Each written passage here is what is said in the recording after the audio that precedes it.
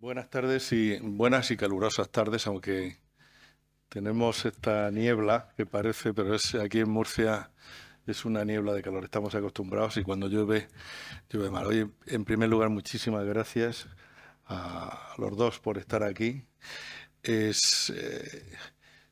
Son horas y días de calor, pero aprovecharemos. Muchísimas gracias a todos los asistentes y nosotros como Círculo de Economía, pues el tema que tenemos la suerte que hoy se va a exponer, es un tema que para el Círculo es una cuestión muy importante porque es uno de los ejes fundamentales del Círculo de Economía.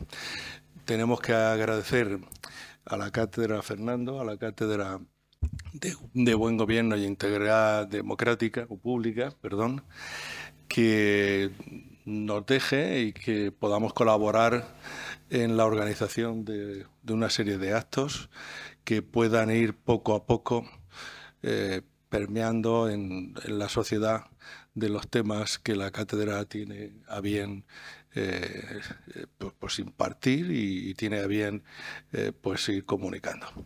Y yo no tengo nada más que decir, sino simplemente dar las gracias y sé que va a ser un placer. Me han dicho que la jornada, esta actividad se está grabando y sé que luego pues habrá muchas personas que en horarios menos calurosos y más tranquilos les apetecerá escucharla y será un verdadero placer. Muchísimas gracias de nuevo por estar aquí y compartir con nosotros este buen rato. Y a ti, Fernando, por dejarnos estar contigo y porque ya sabes que el Círculo siempre va a estar a tu lado. Muchas gracias.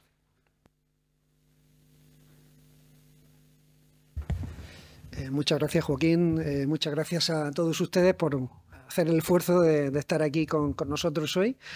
Bueno, siempre es un placer compartir una organización de jornada con el Círculo de Economía. Tenemos muchos intereses en común. Tenemos una preocupación absolutamente compartida también con temas de calidad institucional, con calidad del sector público, del funcionamiento del sector público, porque es absolutamente fundamental para la creación de riqueza, para la creación de empleo, para que los salarios en España sean más altos de lo que son. Y por tanto, compartimos muchas cosas desde hace mucho tiempo, desde antes de la creación de la Cátedra de Buen Gobierno e Integridad Pública, venimos compartiendo muchas cosas, ¿no? O sea que siempre es un placer tener este tipo de jornadas conjuntas. Bueno, vamos a hablar de inteligencia artificial. Como saben, pues es un problema tremendo, es un problema enormemente acuciante que nos plantea una serie de desafíos muy grandes, ¿no? Ya saben que hay de todo a la hora de analizar el problema de la inteligencia artificial. Tenemos mensajes pues muy preocupantes, ¿no? En fin, muy de fin de milenio y otros mucho más positivos sobre lo que representa la inteligencia artificial. Desde luego, como cualquier otra revolución tecnológica, siempre es disruptiva, siempre cambia los equilibrios de una determinada sociedad, pero como nos van a contar los ponentes en un momento, esta revolución tecnológica, representada especialmente por la inteligencia artificial, es particular, es esencialmente disruptiva, ¿no? Por las razones que ellos nos van a decir dentro de un momento, ¿no? Bueno, estamos muy preocupados por esto, al mismo tiempo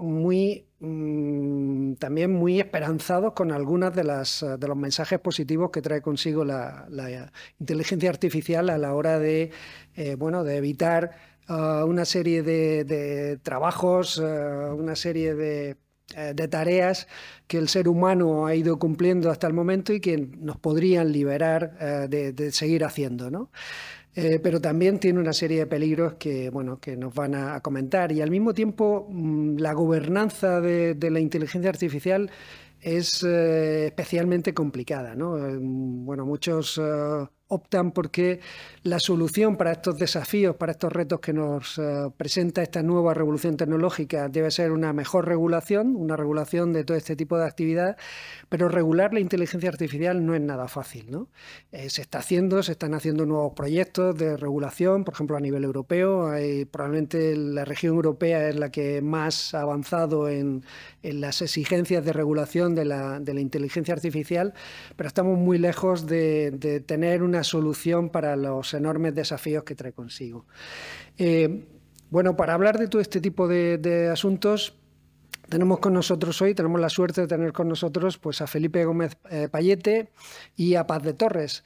Ellos han publicado un libro que tienen ustedes ahí. Si quieren hacerse con él, es posible hoy hacerse con él. Es un libro que publicaron en septiembre, justo antes de la eclosión del chat GPT, que ha llamado nuestra atención enormemente, ¿no?, sobre la inteligencia artificial, y que, por ejemplo, a los profesores de universidad pues, nos tiene temblando, ¿no?, a la hora de los trabajos que tienen que hacer nuestros alumnos y las enormes ventajas que le da toda esta tecnología a la hora de hacer pasar como trabajos originales algo que van a hacer utilizando todo este tipo de software que está ahora a su disposición y que está además a una disposición muy fácil, ¿no?, para ellos. Y es realmente impresionante. Digo, cuando uno le hace una pregunta al chat GPT, el tipo de respuestas que uno obtiene son tremendamente sofisticadas en muchos casos, ¿no? Yo le he preguntado muchas veces, yo que me dedico a estos temas de la corrupción y tal, bueno, ¿cuál es la solución para la corrupción? Pues me hace un discurso impresionante, impresionante. O sea, que realmente lo de inteligencia, ¿no?, por muy artificial que sea, está bastante bien puesto.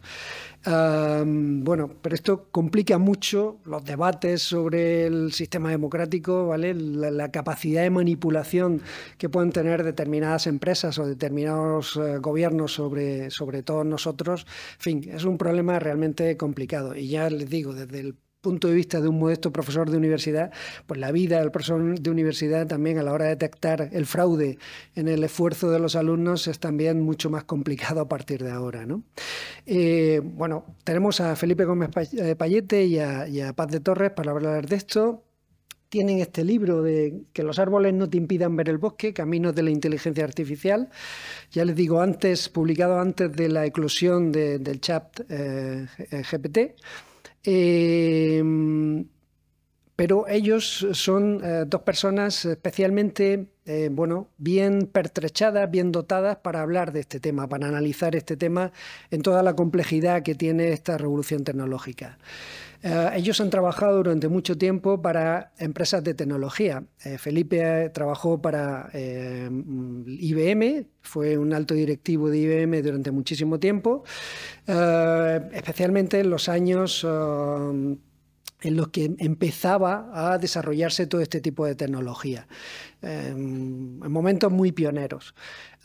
Y Paz trabajó para Cisco Systems, ¿vale? No con una trayectoria tan larga, pero también muchos años trabajando para una empresa tecnológica como Cisco Systems. Bueno, es decir, ellos tienen, me decían esta mañana, ¿no?, tienen la capacidad de haber desarrollado todo un pensamiento computacional que es muy importante para saber algunos de los aspectos, comprender algunos de los aspectos más técnicos de la inteligencia artificial, pero al mismo tiempo su trayectoria les ha llevado también por una serie de caminos para acercarse a este tema con una perspectiva muy abierta, ¿no? Hasta el punto de que ellos son firmes defensores de la necesidad de profundizar en nuestra formación humanística y filosófica en un tiempo como este, ¿vale?, de conocimientos tan técnicos, cómo tenemos que desarrollar y profundizar esa otra dimensión, ¿no?, de nuestro conocimiento, de nuestra educación, para poder enfrentarnos con más éxito con este tipo de nuevas tecnologías. Bueno, hasta el punto de que en su propia trayectoria biográfica y profesional, pues pasaron de trabajar en estas empresas tecnológicas a hacer labores de filantropía, de RSC en distintas empresas. Por ejemplo, Felipe primero tuvo un proyecto de desarrollar una fundación, la Fundación Comillas para Caja Cantabria, y después, además de asesorar durante un tiempo a la comisión ejecutiva de Inditex, pues fue también el director gerente de la Fundación Amancio Ortega durante bastante tiempo. Bueno, tanto los dos son cofundadores de una ONG que se dedica a precisamente también comparten con el Círculo y con nosotros esta preocupación por la calidad democrática.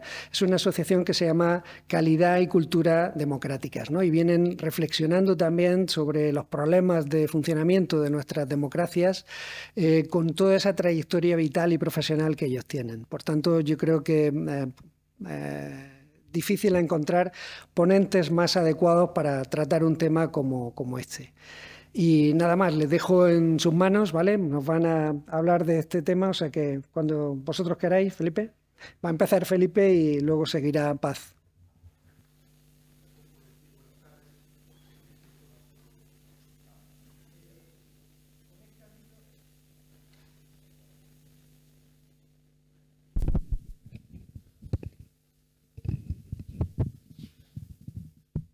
¿Se oye? ¿Se oye bien? Vale. Pues buenas tardes, muchas gracias Joaquín, Fernando, y muchas gracias a ustedes por haber elegido emplear su tiempo en estar aquí en lugar de otra actividad. Hablamos en nombre, en efecto, de una asociación que creamos hace 10, 11 años con el fin de apoyar y fomentar una ciudadanía que nosotros calificamos de necesariamente culta y dialogante, ¿eh? Y desde esa plataforma pues hacemos estudios, informes, incluso publicamos libros, y en este caso pues sobre inteligencia artificial. Nuestra actividad no solo consiste en la publicación de nuestros trabajos, sino también, en este caso concreto de la inteligencia artificial, pues hemos organizado una gira por España para, en eventos de esta naturaleza, promover el debate público sobre estas cuestiones. De hecho, hoy aquí en Murcia, jueves 4 de mayo, es nuestra etapa número 17. La anterior fue en Huelva y la siguiente será en Bilbao.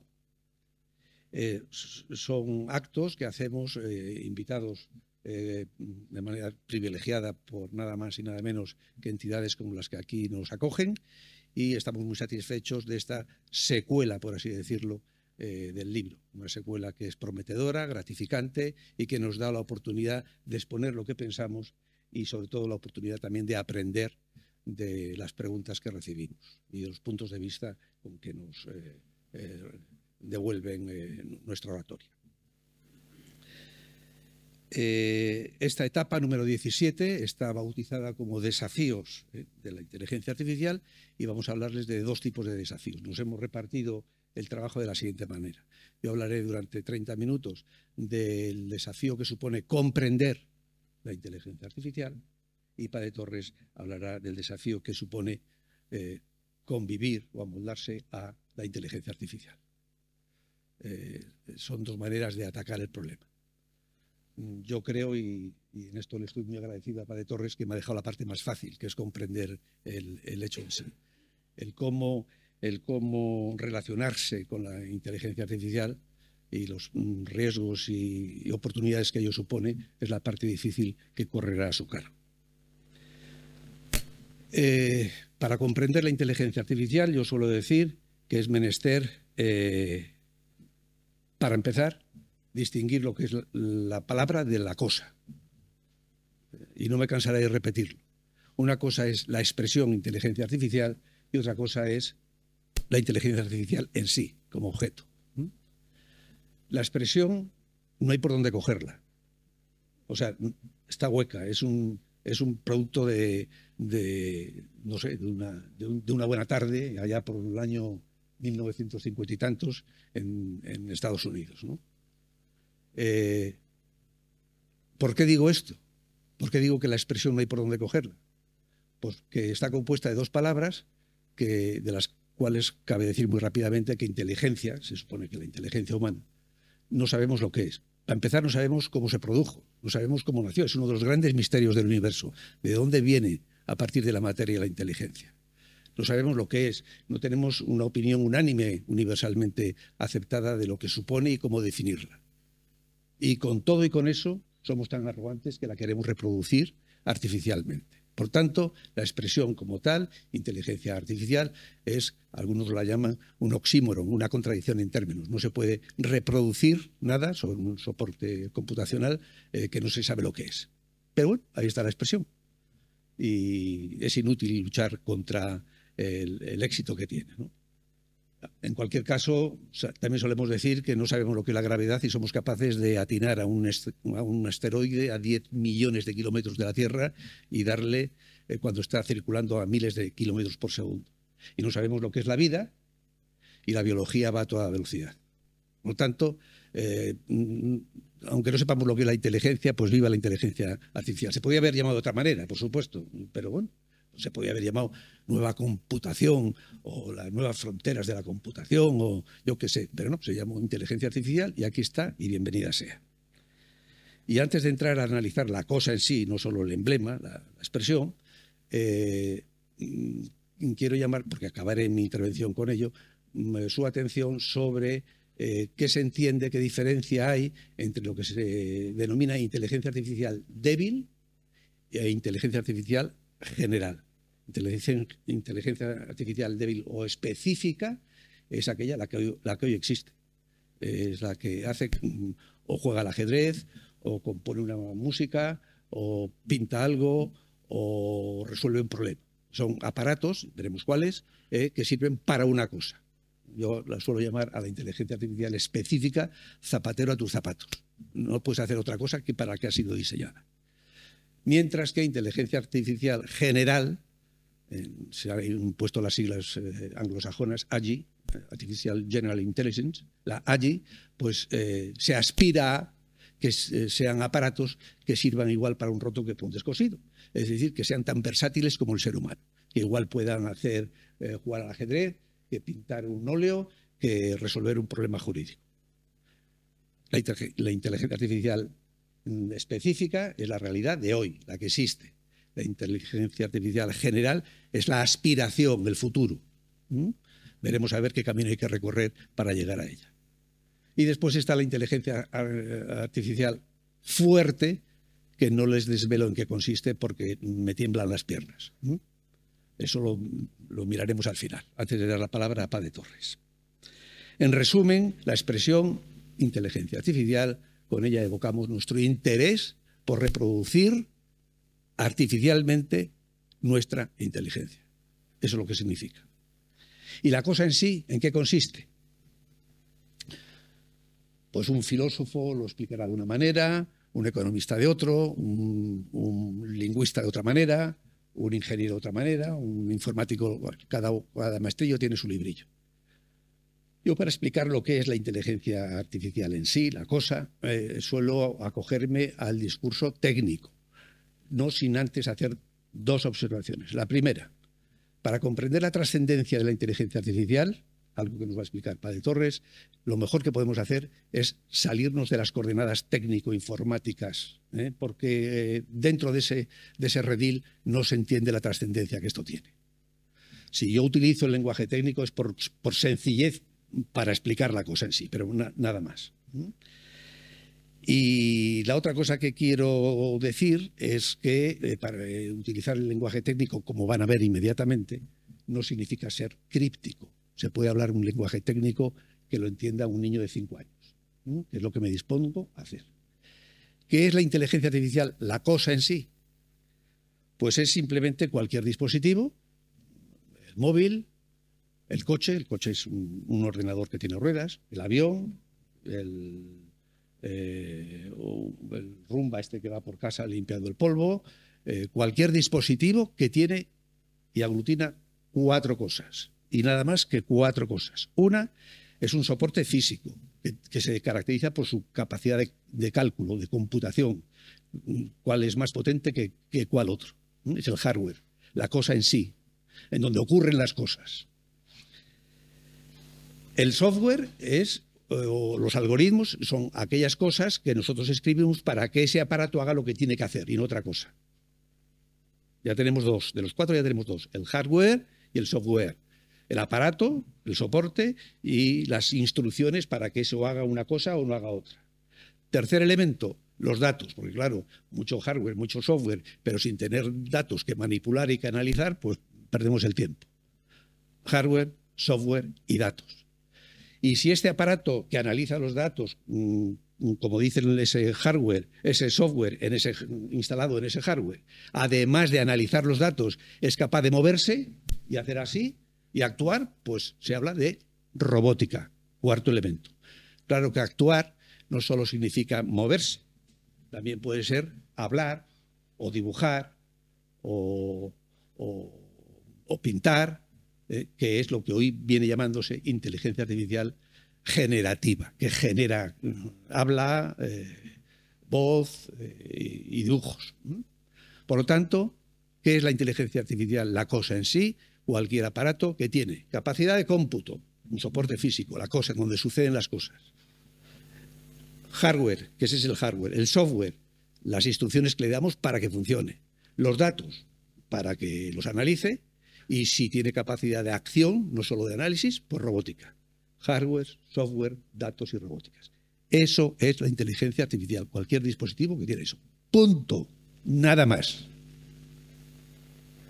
Si se pregunta al ChatGPT que cuáles son las palabras más afines o que con más frecuencia salen relacionadas con inteligencia artificial, te va a decir algoritmos, aprendizaje automático, redes neuronales, robótica, big data, procesamiento del lenguaje natural, aprendizaje profundo, agentes inteligentes, ordenadores digitales, etcétera, etcétera, etcétera. Todo eso se subsume en las 4 cosas que acabo de decir. Y para entender lo que es la inteligencia artificial, basta con ese equipaje. Hardware, software, datos y robótica.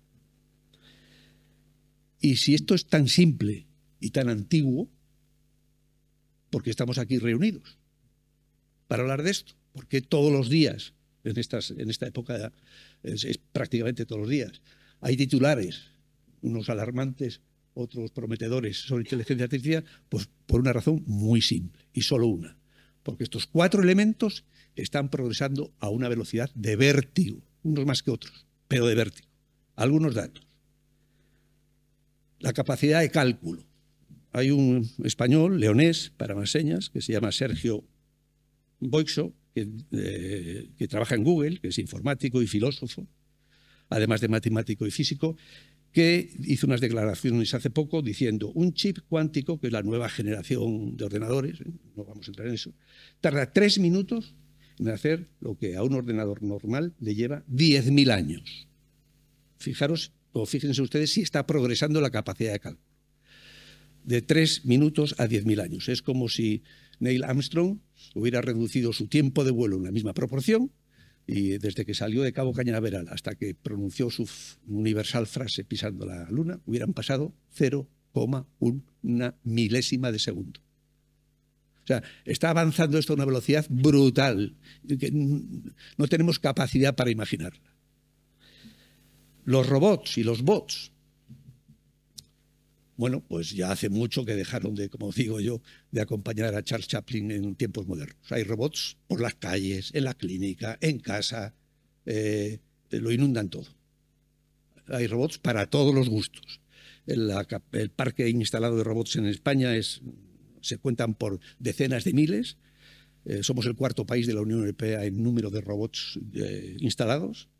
Y los bots, es decir, aquellos que en lugar de moverse generan voz o dibujos, etcétera, pues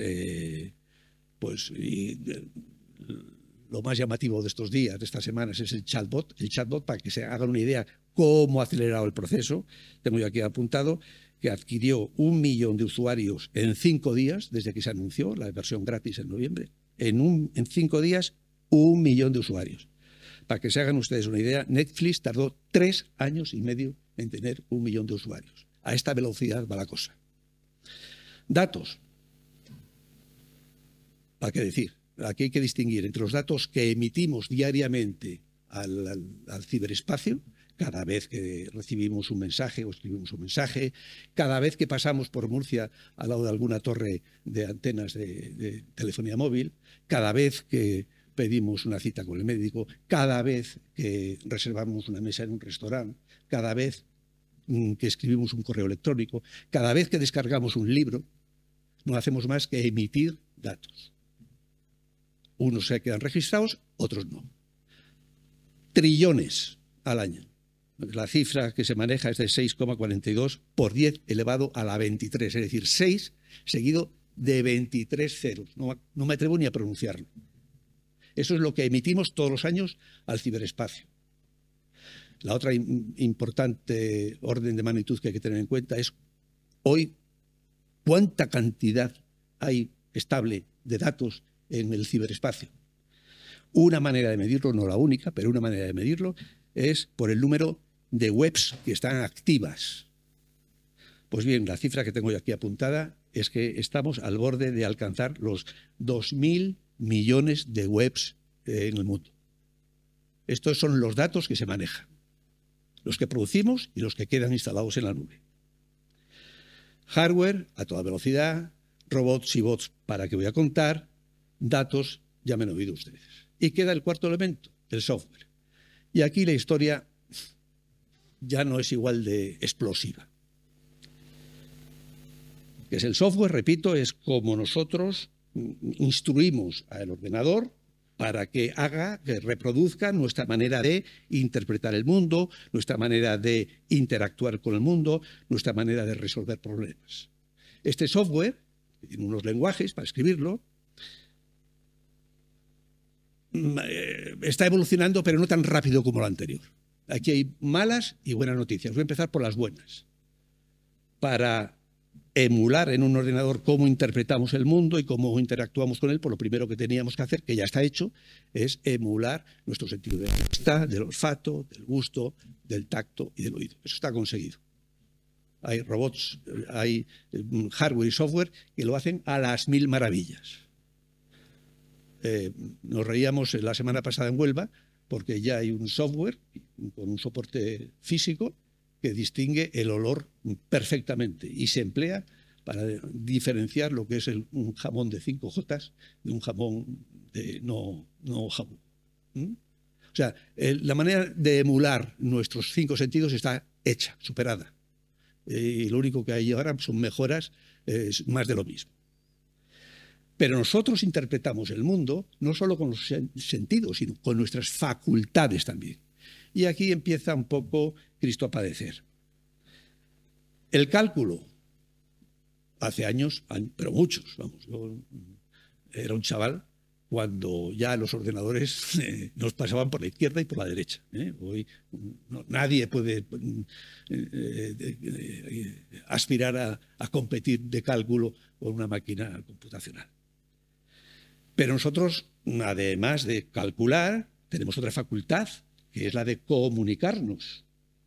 ¿Cómo enseñamos a la máquina a que se comunique? Aquí viene el procesamiento del lenguaje, escrito o oral, da lo mismo.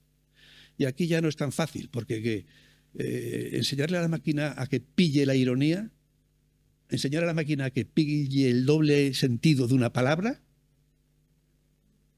aquí empezamos a resentirnos.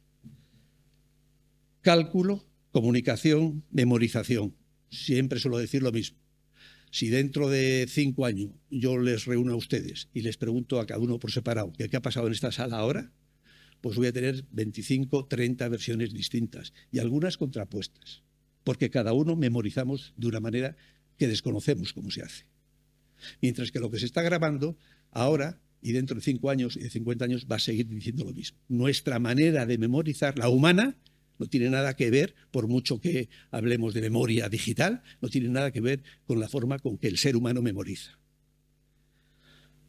Aprender, pues, aunque hablemos de aprendizaje profundo, aprendizaje automático, tal, no tiene nada que ver cómo aprende una máquina, cómo aprendemos los humanos, que estamos empezando a comprender cómo aprenden los humanos. Hace poco se ha descubierto no sé qué célula que explica por qué un niño de 3 años aprende de una manera mucho más rápida que un adulto. Estamos empezando a aprender los procesos biológicos del aprendizaje y, sin embargo, ya estamos llamando aprendizaje profundo y por capas y no sé qué a lo que hacen los ordenadores. Razonamiento. Hay una cosa que se llama el razonamiento causal. Y siempre se pone el mismo ejemplo. Amanece y canta el gallo. Nosotros sabemos que la causa es el amanecer y el gallo es el que responde a esa causa. La inteligencia artificial establece una correlación entre el gallo y el amanecer, pero no sabemos enseñarle que establezca no solo una correlación, sino una relación de causa-efecto. Y por eso programar un ordenador para que, además de que sepa ver y oír y escuchar como nosotros, además de que sepa calcular mucho mejor que nosotros, que comunique pillando el doble sentido del lenguaje, que memorice como nosotros, que aprenda como nosotros, que razone como nosotros, es cada vez me estoy metiendo en harinas en arenas más peligrosas, porque no sabemos cómo hacerlo. Por eso el software no avanza tan deprisa como lo anterior. Pero claro, nosotros interpretamos el mundo no solo con nuestros sentidos y nuestras facultades, sino con otra cosa que llamamos sentidos y no son sentidos, sino que son facultades. Por ejemplo, el sentido del humor, el sexto sentido, el sentido común. Siempre pongo el mismo ejemplo, y es que me gusta, además. Un niño rompe un regaliz y sabe que tiene dos regalices, más cortos que la barra inicial, pero sabe que este se lo puede dar a su amigo y este chuparlo él. Pero si ese niño rompe un paraguas, el paraguas de su madre, nadie le tiene que explicar que no tiene dos paraguas. Sabe que tiene un paraguas roto. Bueno, eso es sentido común, que da vergüenza hasta reparar en ello. Bueno, pues no tenemos ni idea de cómo enseñar a un ordenador a que discurra con sentido común, a que aprenda por transferencia, a que aprenda causalmente. Y por eso el software va tan despacio. Hardware a toda velocidad, datos para qué os voy a contar, robots para qué os voy a contar, pero el software va al tran-tran. Y esto es lo que hay. Y esto es lo que hay. Esto es la inteligencia artificial y esto es por qué está ahora tan de moda y por qué estamos aquí reunidos y por qué hoy, mañana y pasado vamos a tener titulares a cual más vistosos. Resumen de esta primera parte: ¿qué es la inteligencia artificial? Por la expresión, mi consejo es que no se dejen sorprender, que no se dejen impresionar por ella. Y respecto a lo que es la cosa en sí, pues ya lo han oído. Lo de siempre, pero mucho más deprisa. El software un poco al trancón. Dicho esto, voy a repasar muy rápidamente esto que ya sabemos de qué va, cómo se mueve, cómo evoluciona, porque esto no está quieto. Para comprender la complejidad de una cosa, y si hay algo complejo hoy día es la inteligencia artificial, no hay como detenerse en comprender los elementos y la evolución, en cómo esto se mueve en el tiempo, ¿no? Y voy a poner solo dos pistas de cómo esto está invadiéndonos y cómo la inteligencia artificial se está acercando a la inteligencia humana, a su creadora, a su profesora. Para lo primero basta con recordar la eterna distinción entre medios y fines. En el año 1953, nada más y nada menos que Heidegger, en una conferencia que dio no sé en dónde, pero que tengo aquí apuntada la cita, dijo: sigue siendo correcto afirmar que la técnica moderna es un medio para un fin. Nadie debiera poner en discusión. La inteligencia artificial es una técnica con el fin de ayudarnos. Voy a poner algunos ejemplos. ¿Que no queremos ir a la guerra? Siempre digo, pues no pasa nada, mandamos los drones. ¿Que se nos muere Beethoven? No pasa nada, analizamos 9 sinfonías y acabamos la 10ª. ¿Ustedes sabían que la Orquesta Sinfónica de Londres ya interpreta piezas generadas por inteligencia artificial? ¿Que no tienes tiempo porque estás fatigado? Tu alumno no llega a tiempo. Pues el TFM se lo hace y ya sabes qué. Y no te vas a enterar. ¿Que no tienes quien te haga un retrato? No te preocupes. Yo te presento a Aida, que es una humanoide, que ha sido invitada a la 69 Bienal de Venecia. Y esta es un robot, o no sé si habría que decir robota, un humanoide con aspecto femenino, que te hace un dibujo maravilloso. Y además no siempre igual, depende del día. Te puede sacar más o menos favorecida. ¿Que la justicia va lenta? No pasa nada. Se le pone a la un aparato de estos y ya verás tú cómo despacha sentencias, o como se diga eso. ¿Que el abuelo está solo en casa? Ninguna preocupación. Yo le pongo uno y vas a ver si está triste, le va a dar las medicinas a su hora, etc. ¿Que las entrevistas con los candidatos a ocupar una plaza en una empresa es un proceso muy tedioso? No pasa nada. Al futuro candidato le entrevista a una máquina que va a decir este es apto para la empresa o no es apto para la empresa. ¿Que el proceso de concesión de hipoteca? En fin, no aburro más. Esto nos están ayudando permanentemente, lo que nosotros creamos. Inteligencia artificial específica para esto, para esto, para esto, para esto.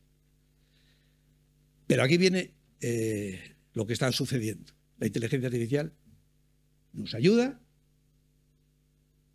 nos induce, nos decide por nosotros y actúa por nosotros. Si yo estoy escribiendo un texto y he puesto 3 veces la palabra mesa, puedo y digo, otra vez no. Y doy un botón y el procesador de texto me dice, pues puedes poner tú, es decir, me ayuda a poner en lugar de mesa otra palabra.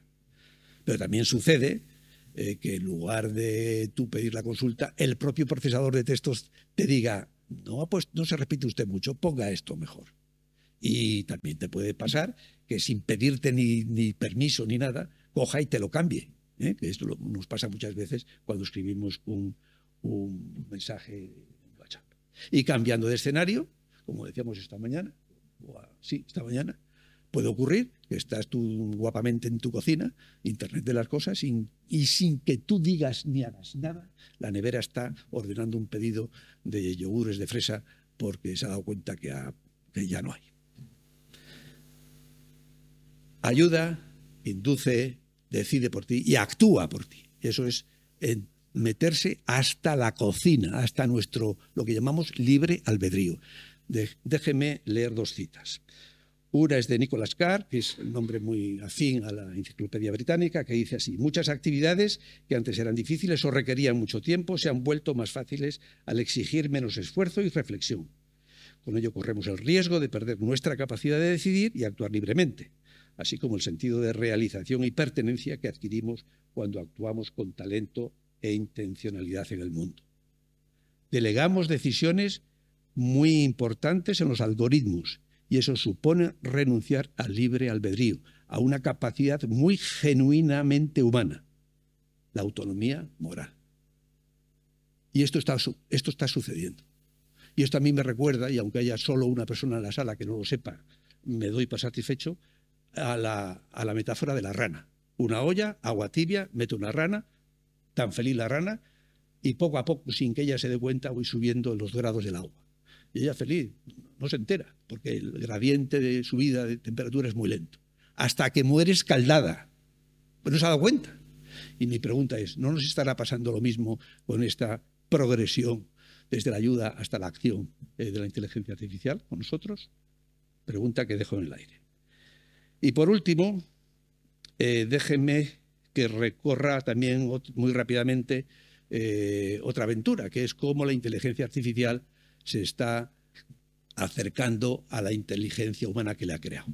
Hay una serie de escuelas que las tienen recogidas en el libro, que por tiempo no me da tiempo a repasar, pero sí voy a decir 2 hitos, y con ello acabo, que estamos en ellos. El primer hito es cómo se pasa de la inteligencia artificial específica a la inteligencia general, artificial general. Pues se pasa dotando a la inteligencia artificial específica de sentido común, lo que hemos dicho antes, que sepa capaz de razonar, y entonces actuará como nosotros. Y ya tenemos una inteligencia artificial que general, porque puede hacer lo mismo una cosa que otra, porque tiene sentido común, porque razona causalmente, porque el aprendizaje ya es humano. ¿Lo conseguiremos? Unos dicen que sí, otros dicen que no. Voy a poner un ejemplo. Entre los primeros, entre los que dicen que sí, se encuentra el presidente de Telefónica, el actual presidente de Telefónica, que dice así, o decía así el 17 de abril, es decir, hace unos días, en el blog de su portal corporativo. Hasta ahora, la razón y el pensamiento científico eran una prerrogativa humana. En nuestro planeta solo el hombre era capaz de desarrollarlo. Pero hoy el hombre está creando máquinas que también son capaces de razonamientos lógicos y si siguen evolucionando al mismo ritmo exponencial que lo hacen hoy, probablemente superarán las capacidades de nuestro cerebro. Sin embargo, las máquinas nunca serán capaces de emular todas las capacidades humanas, porque algunas como la emoción, la empatía, la compasión, la solidaridad, la amistad, el amor, la valentía o la necesidad de justicia son exclusivamente nuestras. Si somos capaces de construir una AGI, una inteligencia artificial general, que es capaz de razonar como nosotros, de resolver problemas como nosotros, pero que no tienen ni empatía, ni compasión, ni sentido de la solidaridad, yo ante esa máquina me echo a temblar. Si resuelve cualquier cosa igual que tú o mejor que tú, pero sin ninguna característica humana, yo a eso le llamo un asistente genial, pero peligroso, un monstruo. Alguien que es capaz de hacer cualquier cosa que pueda hacer un ser humano, sin embargo, sin ninguno de los atributos específicos del ser humano. Creo que estamos en este momento, y con ello acabo, antes de dar el segundo y último salto, estamos en un momento en que hemos perdido pie, nos hemos alejado de la costa, y esto produce vértigo, miedo, pánico, y de ahí los titulares de estos días. Porque nos estamos dando cuenta que es posible, dicen algunos, algoritmizar los sentimientos, dotar a las máquinas de todo para que sean verdaderamente humanas. Yo soy portavoz de lo que dicen los investigadores de referencia. El segundo salto, no ya pasar de la inteligencia artificial específica a la general, es el siguiente ya, no va más, el que dotemos a las máquinas de todo. Es decir, las máquinas serán no podríamos diferenciarlas del ser humano, porque además de calcular mucho mejor que nosotros, además de razonar mucho mejor que nosotros, además de contextualizar mucho mejor que nosotros, sienten, se enamoran. No son palabras mías, son palabras de gente hiperpremiada, premios Nobel, premios Turing, etc. ¿Lo conseguiremos? Una frase que dice que sí y una frase que dice que no, y con esto les dejo en la palabra de paz. No podemos confiar en que los trabajos que requieren capacidades afectivas estén siempre reservados a los humanos. Las máquinas ya pueden saber si estás contento, sorprendido, triste o alegre. Y lo pueden saber por las expresiones faciales, por la manera de caminar o de escribir. Esto dice un crítico literario de la revista Forbes. Hay quienes opinen lo contrario y dicen no existe ningún puente teórico entre los sistemas de inteligencia artificial actuales y los que no saben, y los futuros. Y la inteligencia artificial general que exhibimos los seres humanos a diario, porque la inteligencia humana, la que tenemos aquí, no se debe a ningún algoritmo que esté ejecutando dentro de nuestras cabezas, sino que recurre a la totalidad del contexto cultural, histórico, etcétera, en el que nos envolvemos. En fin, la inteligencia artificial como cosa, como expresión, no vale la pena entretenerse en ella. Como cosa es muy simple, solo que a toda velocidad.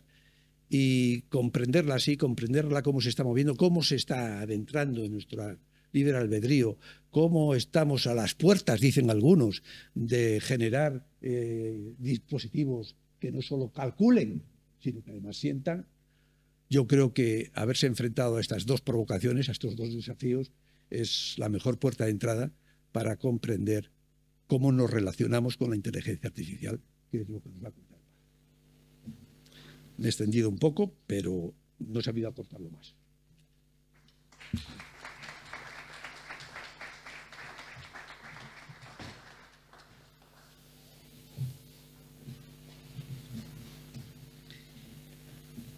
Pues muchas gracias. Pues en primer lugar, Joaquín y Fernando, por acogernos a vosotros y a vuestras instituciones, que es un placer poder compartir, pues sobre todo, inquietudes. Y gracias a la introducción que ha hecho Felipe, compartir a partir de nociones básicas que podemos entender, comprender y después ver cómo nosotros nos relacionamos con ella. Pues Felipe ha visto más cómo vemos, ¿no?, cómo está siendo desarrollada y ese desarrollo de la inteligencia artificial.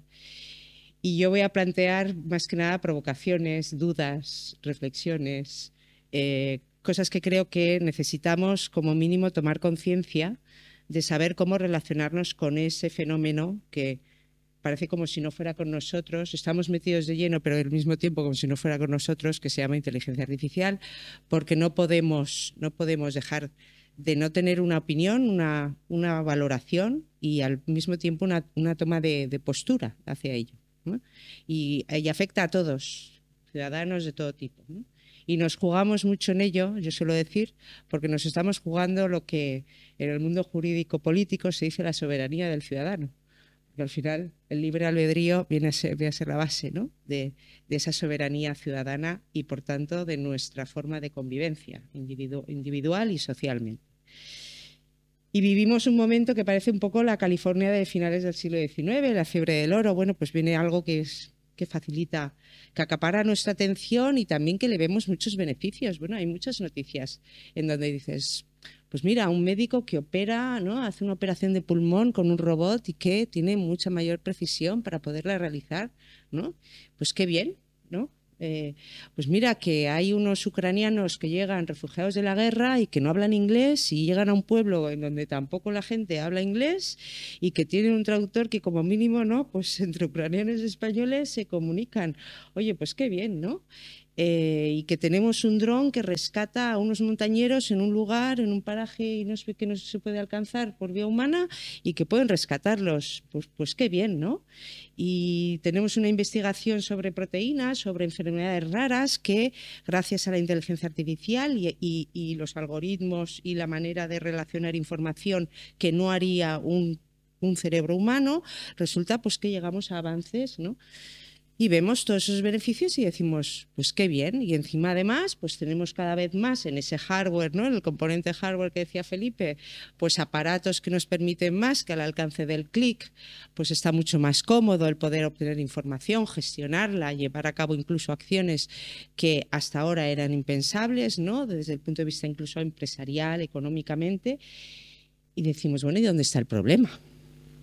¿No? Y nos paramos a pensar y decimos, bueno, a lo mejor de esos alarmismos pues viene a ser un poco lo que decía Fernando, el ludismo, ¿no? Los luditas del siglo XXI y bueno, pues es un poco también tener en cuenta pues las visiones un poco apocalípticas de por qué toda innovación y toda disrupción va a componer pues, y comportar ciertos cambios y ante el cambio el ser humano no es el mejor gestor, ¿eh? Eso todos lo sabemos. Sin embargo, hay también pues lo que decía Tolstoy, ¿no? Que no hay condiciones de vida a las que un hombre no se pueda acostumbrar, sobre todo cuando todos a su alrededor las aceptan. Entonces hay que saber muy bien qué es lo que queremos, ¿no? A qué nos queremos acostumbrar y que sea por decisión consciente de la sociedad y del individuo, ¿no? No porque venga dado. Entonces no seremos soberanos, seremos súbditos, más bien. Y por otra parte, pues porque no es oro, cogiendo ya el símil del oro, ¿no? de la fiebre del oro, bueno, pues no es oro todo lo que reluce, ¿no? Y hay muchas implicaciones que yo las miro desde la perspectiva, que las miramos en el libro desde la perspectiva del ser humano, ¿no? De la pregunta esa que ha hecho Harari, el filósofo Harari, de decir, bueno, ¿cuáles son las cualidades humanas que queremos preservar? Que está muy bien que la máquina pueda hacer HBZ, pero ¿el ser humano avanza con ello? ¿Es una ayuda o es una regresión para las facultades del ser humano en su complejidad? Más allá de si va a calcular más rápidamente, ¿no? un problema o va a resolver una cuestión logística sino en la complejidad del ser humano avanzamos con el uso, cómo lo tenemos que usar, cómo nos tenemos que relacionar con esa inteligencia artificial para que sea realmente un medio que nos ayuda y no un fin que nos impone, ¿no? Yo voy a distinguir tres grandes temas y que voy a ir súper a uña de caballo porque son de gran complejidad, de grandes número de cuestiones filosóficas, jurídicas, políticas, etcétera, que es inabarcable, con lo cual no podría empezar a hablar de todo lo que se podría hablar, pero sí dejarles reflexiones, provocaciones, porque las tenemos todos, porque las debemos tener todos, diría, ¿no? Y no dejarlo para, uy, yo de ese tema no entiendo, no, sí, Las bases son muy simples, ¿no? Los 4 elementos, entender, cuando se lee una noticia se puede más o menos ubicar. Pero después, ¿yo qué pienso acerca de ello? ¿Qué me genera, ¿no? ¿Cómo me quiero relacionar? ¿Qué quiero hacer? Y esos son en 3 grandes apartados. Uno, lo que yo veo las implicaciones para el individuo en tanto que individuo, en tanto que ser humano. La condición humana que decía Hannah Arendt, ¿no? Al ser humano en sí. Después las implicaciones socioeconómicas, es decir, nuestra forma de convivencia, cómo nos organizamos. Y cómo nos relacionamos, por tanto, con la inteligencia artificial para que sea verdadera convivencia de humanos y no sea, no se sabe muy bien si la jungla o no se sabe muy bien. Y tercero, el tema polémico, y que lo dejaré más abierto que otra cosa, porque no hay respuestas, hay más preguntas que respuestas, creo yo, sobre las necesidades de límites y al mismo tiempo cómo abordamos el tema de la regulación, ética, y ahí hay todo un carajal, voy a decirlo así, porque es un carajal lo que hay hoy en día, en donde podemos, como mínimo, plantearnos determinadas preguntas. Con relación al ser humano, no voy a decir ya todo lo que podemos hacer a lo largo del día, seamos conscientes simplemente desde que en el momento que nos levantamos y cogemos el móvil, hacemos reconocimiento facial con el móvil para que se abre la pantalla, ya estamos con la inteligencia artificial. El móvil, el GPS, la utilización del correo, la compra online, los chats con los amigos, etcétera, hasta el Netflix que ves. Y si quieres, pues tienes a una Baby Giggle, que es una aplicación para unos padres que no saben cuándo darle el biberón al hijo. Sé que eso es necesario, pero bueno. Todo eso, yo tengo uno de mis grandes referentes, a un filósofo francés muy desconocido en España, que se llama Eric Sadin, que nos advierte, ya advertía lleva desde 2009 advirtiéndonos de la merma de capacidades, ojito con la merma de capacidades humanas que vamos dejando en el camino, ¿no? Las capacidades, tanto sensibles como facultades mentales, como nuestra capacidad de socialización. Entonces piensen la cantidad de momentos al día que porque lo interactúas con la máquina ya no lo interactúas con una persona, pues eso es merma de práctica de socialización de las personas. Todos somos resultado de nuestro desarrollo y aprendizaje en la práctica, no en la sola teoría, ¿no? Y después, pues por una generalización de, él le llama pereza, ¿no? Porque es verdad que la pereza humana existe y es un factor que, bueno, si lo tienes más fácil al alcance de un clic, pues mejor que tener que hablar con alguien que va a pensar diferente.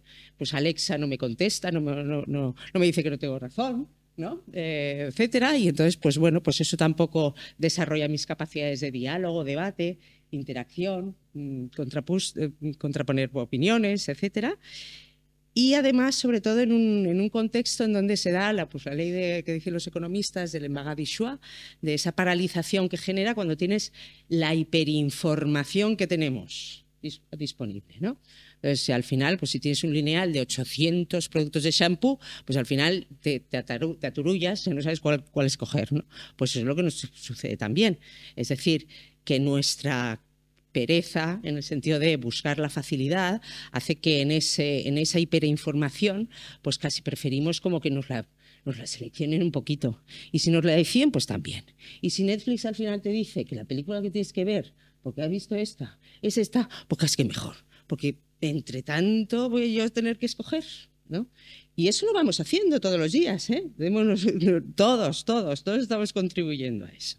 Entonces, es un poco ese proceso al que hacía referencia Felipe, que ha sido un proceso gradual de la era del acceso, que cuando se generó Internet, que lo vivimos con tanta emoción e ilusión, ¿no? Era como la ventana al mundo realmente, era acceder a unas fuentes de información y a unas capacidades de comunicación que los que habíamos vivido otras épocas en donde buscar algo te ibas de ratón de biblioteca debajo de las estanterías y cuando hablabas con tus padres una vez cada 15 días si tenías, ¿no? Para poder, porque vivías en otros países y demás, pues claro, ver todos esos medios es y sigue siendo de un gran beneficio para la humanidad y así hay que verlo. ¿no? Ahora, se ha hecho ese recorrido de, venga, ya te doy el acceso, luego ya la relación de los datos, el data mining, que con eso, venga, generamos la sociedad del conocimiento, entonces íbamos a ser las sociedades del conocimiento, que el conocimiento iba a ser la gran, ¿no? la gran aportación humana gracias a la tecnología, pero de eso hemos pasado ya a ese... Los economistas, un economista que ganó el premio Nobel en el 2009 habla del nudge, que es el empujoncito. El empujoncito es la recomendación. Venga, que sí, ¿no? El Netflix, el Amazon, si te has comprado el libro, pues cómprate otro, y en ropa y en no sé qué. Y del nudge ya pasamos luego al, ya te lo pongo yo, ya te lo escribo yo porque lo he escrito mal, ¿no? Yo quiero corregir mi error, ¿o no? ¿No? Pues esas son elecciones nuestras. Entonces, ese recorrido ha hecho que al final pues acabemos en lo que Miguel, un neurocientífico, llama los zombies moderadamente inteligentes que somos hoy en día. Bueno, en muchas cosas pues seguimos y seguimos el proceso y pensar siempre, pues no. Entonces, ¿cuál es el temor de eso? ¿Cuál es si eso no tiene fin, ¿no? Y eso es una de las palabras que Saddam más utiliza, la prescindencia, la irrelevancia del ser humano, ¿no? Bueno, pues si al final tienes un robot, además, que te interactúa con el hardware y con el software, pues ya tú siéntate y espera, ¿no? Consume, eso sí, porque si no. Pero sin verdadera actuación, ¿no? Sin verdadera acción y discurso, que son los dos componentes que diferencian a un ser de otro, ¿no? La acción y el discurso a través del lenguaje. Eso es básicamente uno de nuestro ser y comportamiento. Y ese es el gran... Donde dicen, bueno, esto es una revolución más, ¿no? Pues de la revolución industrial primera, luego la segunda, y luego la parte ya más de la informática y demás. Sí, pero el hacer del hombre era lo que básicamente quedaba impactado, ¿no? Y podíamos hacer más con menos, ¿no? Pero ahí nos está modificando el ser, el comportamiento, cómo aprendemos, cómo nos relacionamos. ¿Hablamos con la gente? No. Tú ves a la gente con la máquina, ¿no? Entonces, eso nos está cambiando. Yo no estoy entrando en juicio si para bien o para mal. Yo digo que nos está cambiando. Que seamos cuando menos primero conscientes de que eso nos está cambiando. Y en segundo lugar, si eso nos hace más autónomos en el sentido de la libertad en sentido positivo de Berlín, ¿no? De la autonomía, ¿no? De la persona. Y o nos están imponiendo otros valores. Y ahí es donde yo incido en dos temas, antes de dejar ya la parte más del individuo, que tiene muchísimos más, pero sí incido en dos temas. Uno, la perfección. El hombre, el ser humano, es imperfecto por naturaleza. Es más, algunos creemos que la imperfección ha sido también una condición de la gran capacidad de supervivencia que ha tenido como especie. Es decir, que eso le ha hecho ingeniárselas, ¿no? Para cooperar, ¿no? Para desarrollar sus habilidades de manera que, porque el más fuerte, el más guapo, el más del mundo animal y de la naturaleza no lo es. Y sin embargo, con todas esas imperfecciones, de la imperfección es de lo que sale lo mejor, ¿no? Del hombre, cuando aprendes a qué es, ¿no? A esa imperfección que te lleva a un camino de mejora continua, de tolerancia, de humildad, de decir, pues sí, dentro de lo no perfecto, pues esto lo puedo, ¿no? Lo puedo aportar de qué manera, etcétera. Bueno, pues si nos habituamos a contrastar y a trabajar y a aprender y a relacionarnos con Alexas, voy a llamar Alexas así en general, o con máquinas y algoritmos, el algoritmo es perfecto. Ahora, a mí Kurzweil y demás me tiene que perdonar, pero no es humano. Y entendemos lo que queremos decir con eso, ¿no? Precisamente porque no es imperfecto. Por tanto, no puede tener toda esa serie de connotaciones de valores que nosotros hemos ido desarrollando como valores morales a lo largo de la historia, no en un día ni dos, ¿no? Precisamente por nuestra imperfección. Si no existirían esos valores, ¿no? ¿Cómo hemos convivido sabiéndonos imperfectos, ¿no? Y esos valores se van a mantener igual si estamos solamente teniendo como punto de referencia esa máquina perfecta. Ahí dejo la pregunta. Y segunda cuestión es lo que se denomina el individuo tirano, ¿no? Y vivimos una era, y hay un libro de Saddam sobre el tema del individuo tirano. Esa inmediatez, rapidez, tiempo real, ya, enseguida, todo lo tienes a tu alcance en tu móvil, y además solo tienes que interactuar con tu móvil sin nadie que te ponga adelante, etcétera, genera una tiranía, ¿no? Una tiranía de nuestra relación con los demás y con el mundo, ¿no?, que nos rodea, de esa necesidad de todo en el momento que yo digo, porque ya lo digo, ¿no? Que se ve claramente socialmente que estamos ahí. ¿Eso qué ocurre? Que genera además un individuo tirano que en realidad no es sujeto, que es súbdito, porque es dependiente de la máquina. En el momento que tú le dejas sin máquina, como diría Wagensberg, pues sin independencia pues no puede haber conocimiento, no puede haber justicia. Entonces tú no eres nada sin la máquina, ¿no? Porque ya no sabes cómo poder llevar adelante, ¿no?, tu vida sin ese componente. ¿Qué ocurre? Que en realidad pues es un rey con pies de barro, ¿no? Porque tú no tienes nada, tú sujeto, ¿no? En realidad es la máquina. Y si le quitas la máquina, ya no. Entonces, el desarrollo, el valorar, ¿qué es lo que queremos valorar como inteligencia? Y aquí para entrar ya en la siguiente parte. La inteligencia humana, primero de todo, nadie sabe lo que es, como ha dicho Felipe. Nadie sabemos. Y sin saber si existe o no un concepto unívoco y universal de inteligencia humana, la realidad y la práctica es que si tú preguntas entre varios, ¿no?, ¿esta persona te parece inteligente?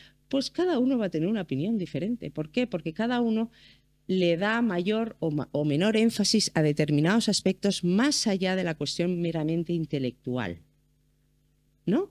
Entonces decimos, sí, muy listo para las matemáticas, pero no sabe hablar con la gente. O al revés, ¿no? Y entonces decimos, intuitivamente, aunque no tengamos ni idea del tema, sabemos que inteligencia hay algo más que meros algoritmos, meras fórmulas. Y no digo meras en el sentido de que no sean complejas y complicadas, sino meras en el sentido de que reducimos a probabilidades o a representaciones de símbolos, que son las dos vías de algoritmización, algo que incluye, sobre todo, como dice Antonio Damasio, nuestros sentimientos, que derivan de las emociones. Los animales tienen emociones, los hombres tienen sentimientos porque pasan ¿por dónde? Por la conciencia. ¿Y qué es la conciencia? Anda, y la máquina tiene conciencia. ¿Tiene conciencia de que existe, por ejemplo? ¿No? Y entonces, ¿cómo puede tener inteligencia si no tiene conciencia? Pues ya lo veo difícil.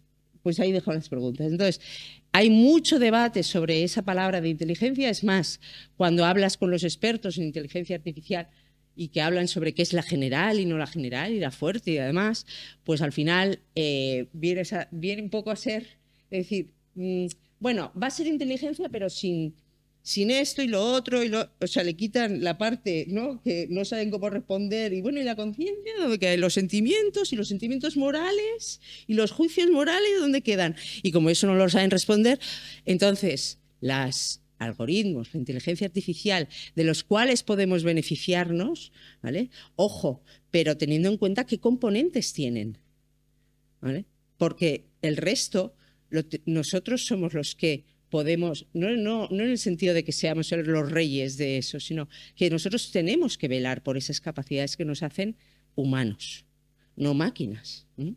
Y saberlo distinguir, por mucho que vayamos a tener esa evolución de chips incorporados y demás y tal, pues yo creo que hay determinadas facultades humanas que vale la pena preservar, que al final es la posibilidad de elegir del ser humano, de tu vida, ¿no? Siempre tienes esa posibilidad de elegir porque tenemos juicio moral.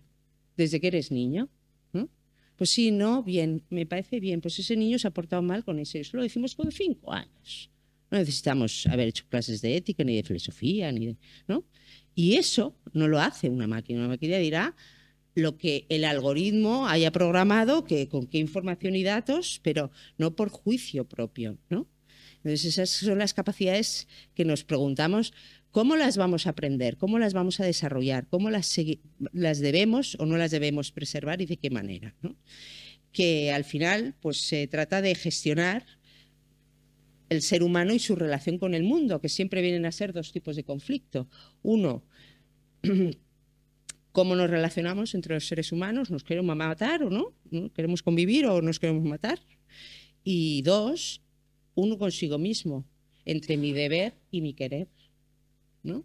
Y son esos conflictos que no te va a resolver una competencia técnica de un cálculo súper bien hecho. El cálculo estará muy bien hecho, pero esos dilemas, a los que realmente nos enfrentamos en nuestra existencia, son los que nos resuelven. Y por tanto que debemos continuar, seguir aprendiendo y sobre todo en nuestra relación con la inteligencia artificial, saber de qué manera seguirlos desarrollando, seguirlos trabajando, seguirlos practicando. Porque si nos dejamos llevar, acabaremos sin esos componentes, pero muy facilitados. Eso es básicamente el no interactuar con las máquinas sin la palabra francesa esprit. A mí me gusta especialmente porque ese espíritu incorpora intelecto y alma, no solamente la parte intelectual, sino también la parte de alma, ¿no? Y es el conjunto de ambas cosas lo que componen esa inteligencia que no sabemos muy bien qué es, ¿no? Pero no nos quedamos en el ser humano, porque nuestros grandes problemas también y dilemas son sobre todo porque además el hombre es un animal eminentemente social y vivimos en sociedad. Y nuestros conflictos y nuestras convivencias y nuestras querencias es en un conjunto, ¿no? Y cómo nos organizamos, cómo queremos vivir en sociedad. Y voy a decir 4 cosas así rápidas. Unas relacionadas con el ámbito económico, que da para una tesis, y en el ámbito político. De la parte económica, quiero decir que en esa era del exceso, que se puede decir del acceso al exceso, ¿no? En donde ya todo viene con ese empujón y ya te van empujando, y esa datificación de nuestras vidas ha impregnado todas nuestras vidas, tu ocio, tu vida profesional, tu vida matrimonial, todos los ámbitos de tu vida son datos. Y es la economía de los datos. Y los datos es la fuente ilimitada de recursos de las empresas que generan toda la inteligencia artificial. Por tanto, tienen recursos ilimitados, gratis prácticamente, y al mismo tiempo sin necesidad de apostar. Es más, generando una inteligencia y unas máquinas que reemplazan mucho capital humano. Tienen la fórmula del millón, vamos a decirlo así. ¿Qué ocurre? Que es una economía basada en una concepción de pues no hay límites, lo cual tiene mucho que ver con la tercera parte. Es una innovación disruptiva que lo vale todo. Por la innovación disruptiva cualquier cosa. Bueno, véase, es la supervisión constante de nuestras vidas, también laborales. Es la empresa Panóptica. Panóptica viene de Jeremy Bentham del siglo XVIII, que creó una serie como de cárceles, en las cárceles, un método de supervisión, de manera que desde las torres se podía supervisar perfectamente a todos y cada uno de los presos, pero los presos nunca podían ver dónde estaban los guardias, no sabían nunca cuándo estaban siendo controlados o no. Tu comportamiento no es el mismo. Y eso lo hacemos no solamente ya en el mundo profesional, en donde estás, que si los Slacks y los WhatsApps y demás y tal, en donde estás con el cogote ahí notándolo, sino también socialmente, en nuestras relaciones sociales. Que no me has contestado un WhatsApp en un minuto. ¡Ojo! Bueno, pues estamos generando una sociedad intolerante, que al final se genera esa poca capacidad de desarrollo social, ¿no? De interacción, sino simplemente de flujo de yo te mando, tú me envías, ¿no? Bueno, pero eso no es comunicación, ¿no? Y por otra parte, pues en un mundo económico, ¿no? De la economía colaborativa, que es un eufemismo tomado, bueno, que lleva a ser, hace poco se ha publicado un libro que se llama Capitalismo de estrangulamiento, en donde, bueno, pues veamos el modelo Ryder Globo, y ese es el modelo, ¿no? que en el mundo de inteligencia artificial, además, todos los que limpian por detrás, ¿no? Para poder enseñar al algoritmo, ese machine learning, sale también de mucha gente que trabaja por detrás a 0,00,1 céntimos la hora, limpiando datos, limpiando vídeos que no tienen que ser subidos para la moderación de contenidos, etcétera. Por tanto, hay una parte de esa economía que habría que mirar con mucho detalle de cómo se está configurando, porque no es una economía real, es una economía de capital. O sea, sin el capital y trabajo, por la fórmula de capital y trabajo, no, quiten el trabajo, porque solo queda el capital, ¿vale? Eso es la economía sobre la que se ha montado la inteligencia artificial.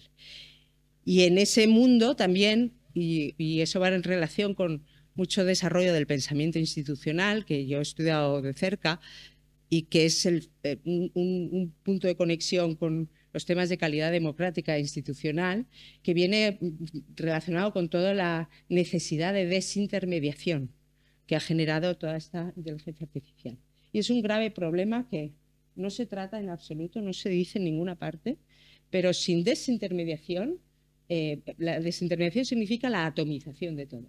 Desde los mini-jobs, tú fragmentas trabajos en sí, en mini tareas que pagas mal, pero además estás desprofesionalizando los sectores, ¿no?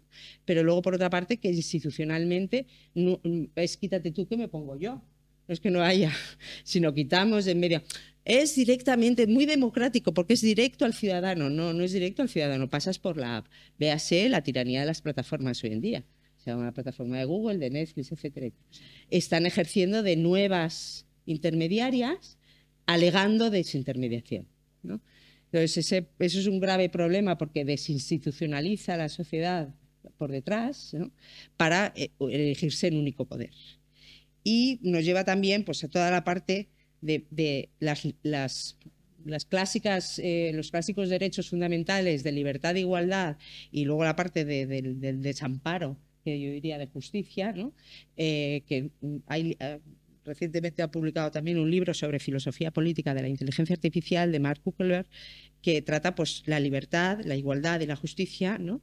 Cómo se ven impactadas directamente por la inteligencia artificial. Y eso lo estamos viendo todos los días, ¿eh? Desde el capitalismo de vigilancia, esa vigilancia, ¿no? Y gobernanza algorítmica que sabe dónde has comprado el yogur y dónde te has gastado el qué, la positiva en sentido de manipulación, de venga y ahora te compras esto porque te has comprado aquello, ¿no? Y que lleva a esa simetría, incluso con valores que no estamos de acuerdo. Recientemente una profesora en Miami ha sido despedida del colegio porque por vía de esa vigilancia panóptica se dieron cuenta que había enseñado el David de Miguel Ángel a los alumnos.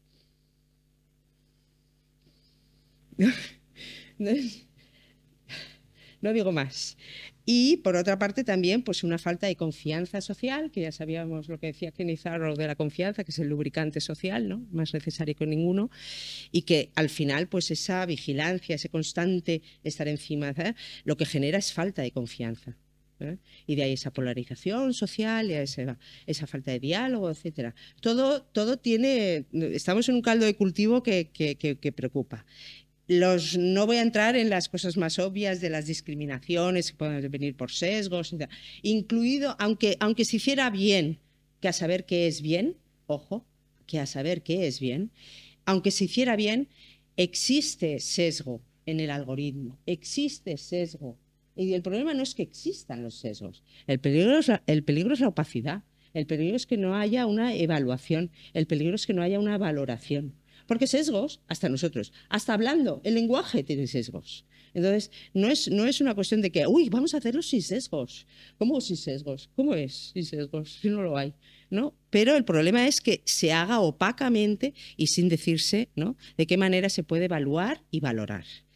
Y por último, decir también que la moderación de contenidos, esa censura del siglo XXI, ¿no?, que lleva el debate en las redes sociales, ha generado un poquito de debate de se tienen que regular o autorregular, etcétera. Por la inteligencia artificial el debate lo expone ilimitadamente, ¿vale? Si lo estamos viviendo con las redes sociales, con la inteligencia artificial todavía más. Y para entrar en el tema de la regulación, simplemente les quiero decir, vamos a ver, Es un tema muy complejo, ¿eh? Pero yo parto de una base muy simple. ¿Necesidad de límites? Sí. Porque lo contrario es poder tiránico, ¿no?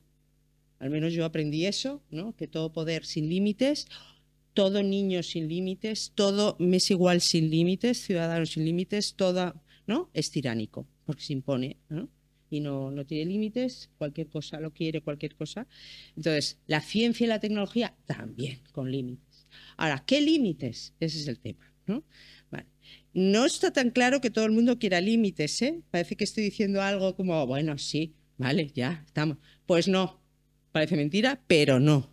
Es más, hay más dinero puesto en que no haya límites y dinero, mucho dinero, no dinero que nos quepa en la cabeza. No, el que no nos cabe en la cabeza está puesto en que no haya límites a que haya límites. O sea, que no es cualquier cosa lo que digo.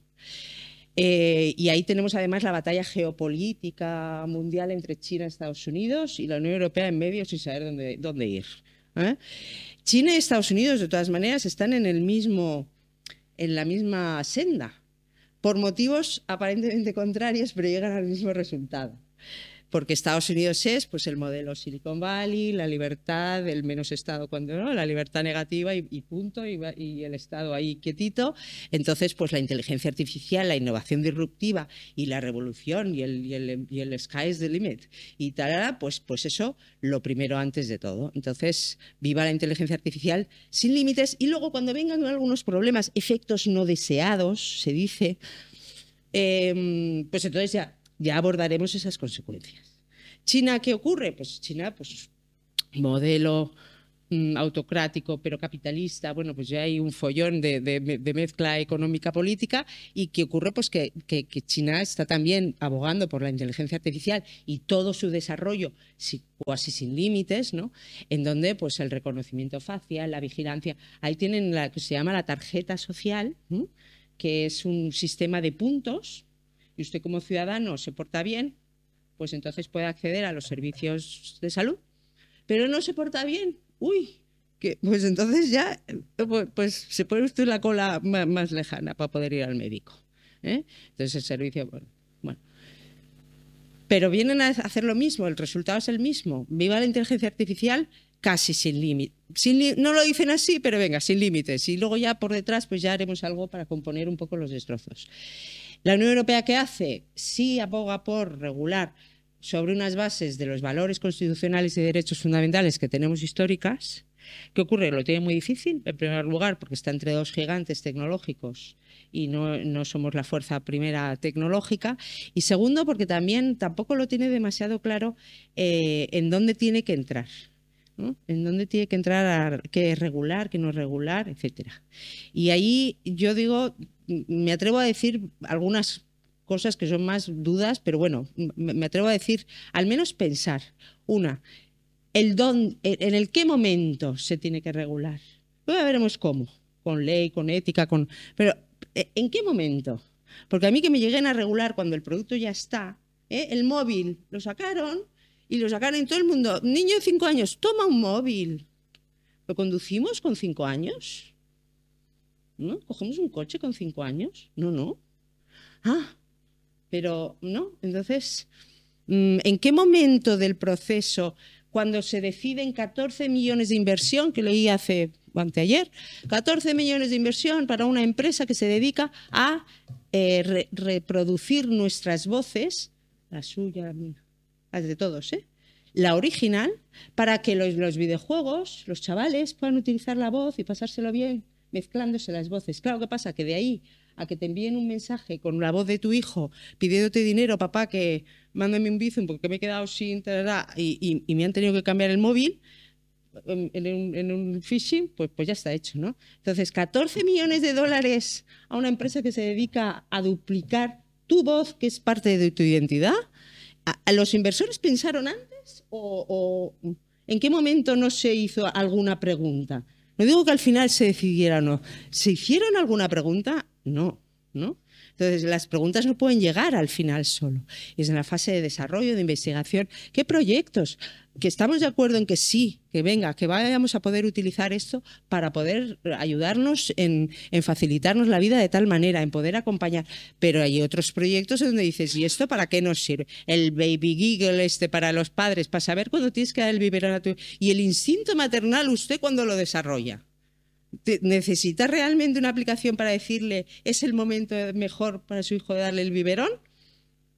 Entonces, ¿dónde estamos poniendo el dinero? Si no lo hacemos desde el inicio, cuando llega el producto llegamos tarde. No sabemos regularlo. Claro, ¿cómo lo vamos a saber regular? Si ya desde el inicio no se plantearon las preguntas, se tienen que plantear.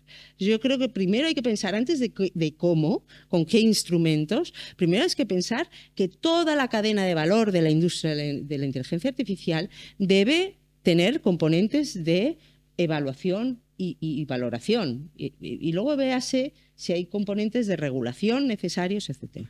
Y luego en el tema de regulación, solo digo una cosa. Leonardo Cervera, que es subdirector en Europa de protección de datos, dice que tiene que haber como una especie de trípode, ¿no? De ética, legislación y de principios de derechos humanos. Entonces, primero, no vayamos a reinventar la rueda. El constitucionalismo se viene desarrollando desde el siglo XVIII.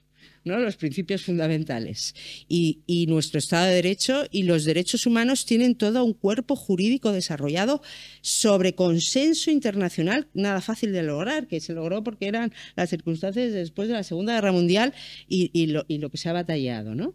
Entonces, aprovechemos lo que hay para incorporar cuestiones que está planteando la inteligencia artificial, pero que son más viejas que la orilla del mar. Y para las cuestiones que son nuevas, yo diría que por ejemplo, España ha hecho la Carta de Derechos Digitales, que en contraposición a un país como Chile, que intenta incorporar, pero ahora se están intentando incorporar como derechos específicos en las constituciones. Yo creo que son limitadores, son reduccionistas. Pues el derecho al pensamiento libre. Bueno, a ver, y la dignidad, o sea, si la dignidad es la base de todos los derechos fundamentales recogidos en la Constitución, ¿qué es la dignidad si no es eso, no?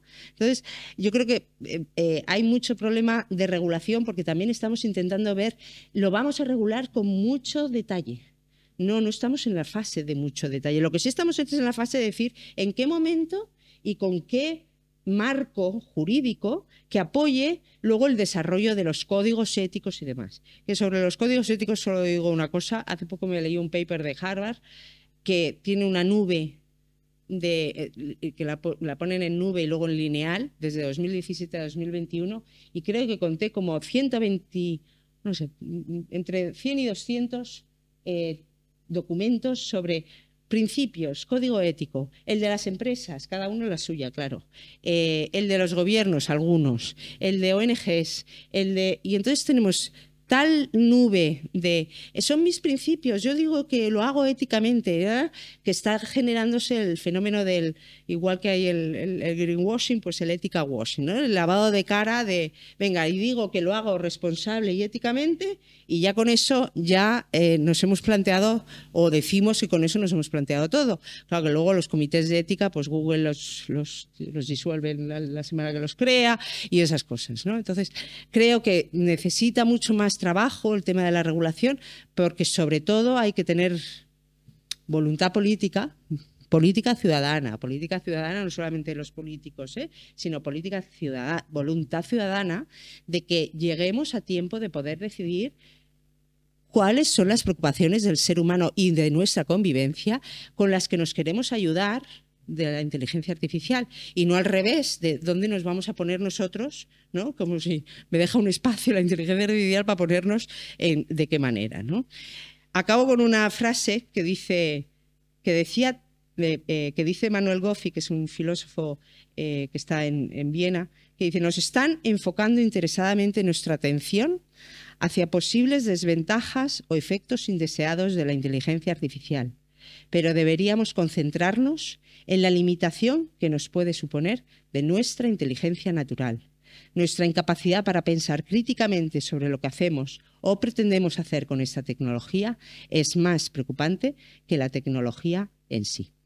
Así es que con esas dudas e incertidumbres les dejo el debate.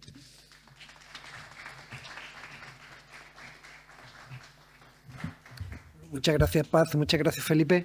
Hemos consumido nuestro tiempo, pero yo creo que como hemos empezado un poquito más tarde, podemos dedicar 10 minutos, ¿vale? Pues vamos a recoger una ronda de preguntas, si las tienen, y ¿vale? Y eso, intentamos contestarlas todas.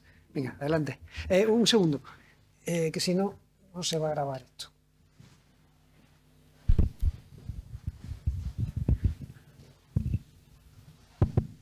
Lo primero, agradecerle a ambos su ponencia y quería plantearle varias preguntas.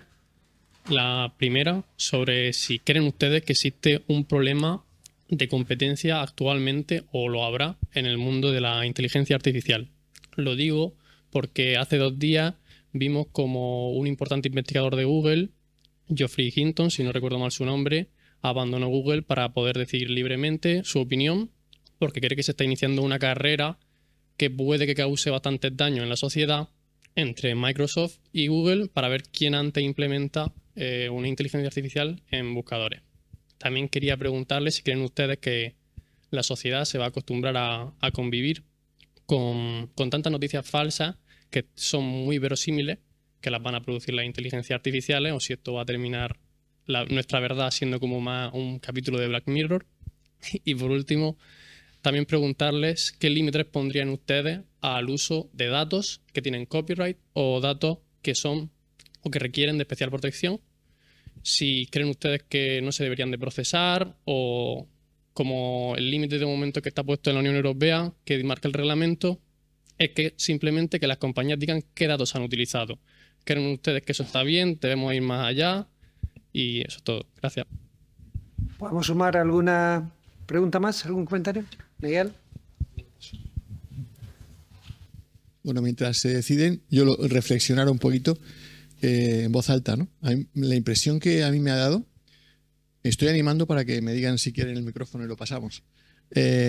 La impresión que a mí me da es que hemos puesto en marcha un aparato, además en casa, y que carecemos de manual de instrucciones. Algo así, ¿no? Esa sensación de decir que la máquina está en marcha, pero no sabemos muy bien qué va a suceder, cuál va a ser el comportamiento, ¿no? A mí se me ocurren unas, insisto, son reflexiones, ¿no? ¿Cuál de todas las posibles amenazas, qué amenaza es la que consideráis como más grave, más seria, más importante? O, visto desde el otro lado, ¿cuáles son los principales valores a defender? Yo tengo mi versión, mi impresión, ¿no?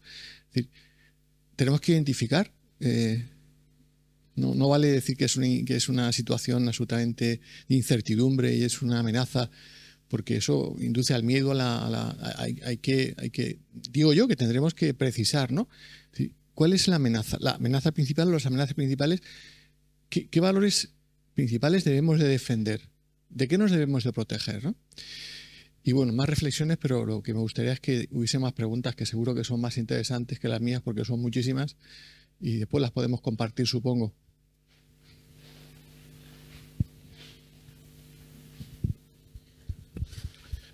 Buenas tardes. Agradecerle la conferencia, me ha parecido muy interesante. Desconozco, porque no lo he utilizado nunca, la inteligencia artificial, pero la verdad es que la conferencia me ha dejado preocupado en varios temas. En primer lugar, he notado que al principio de la conferencia hablaban de problemas. Y cuando hay un problema, tiene que haber después una solución. Y después de la conferencia yo no la he encontrado. No la he encontrado sencillamente porque he visto que detrás de este modelo o de esta inquietud está el poder. Y el poder, el ser humano desde siempre ha considerado que tenerlo pues es un hecho que podía hacer y deshacer a su libre albedrío. No me queda más remedio que, si la aplicamos, la inteligencia artificial, en el poder, como persona individual, creo que no podemos hacer absolutamente nada en este mundo globalizado, en este mundo que de alguna manera se nos está imponiendo. lo estamos viendo todos los días. O sea, tú, por ejemplo, ves en las redes un tema en concreto, pues lo que acaban de decir ahora mismo, que había leído el artículo que acaba de comentar a mi derecha, y es verdad que te lo dicen en algunos artículos, pero luego, por ejemplo, los medios pues no te están de alguna manera regulados para que eso no salga a la voz y que el individuo en sí pues lo conozca.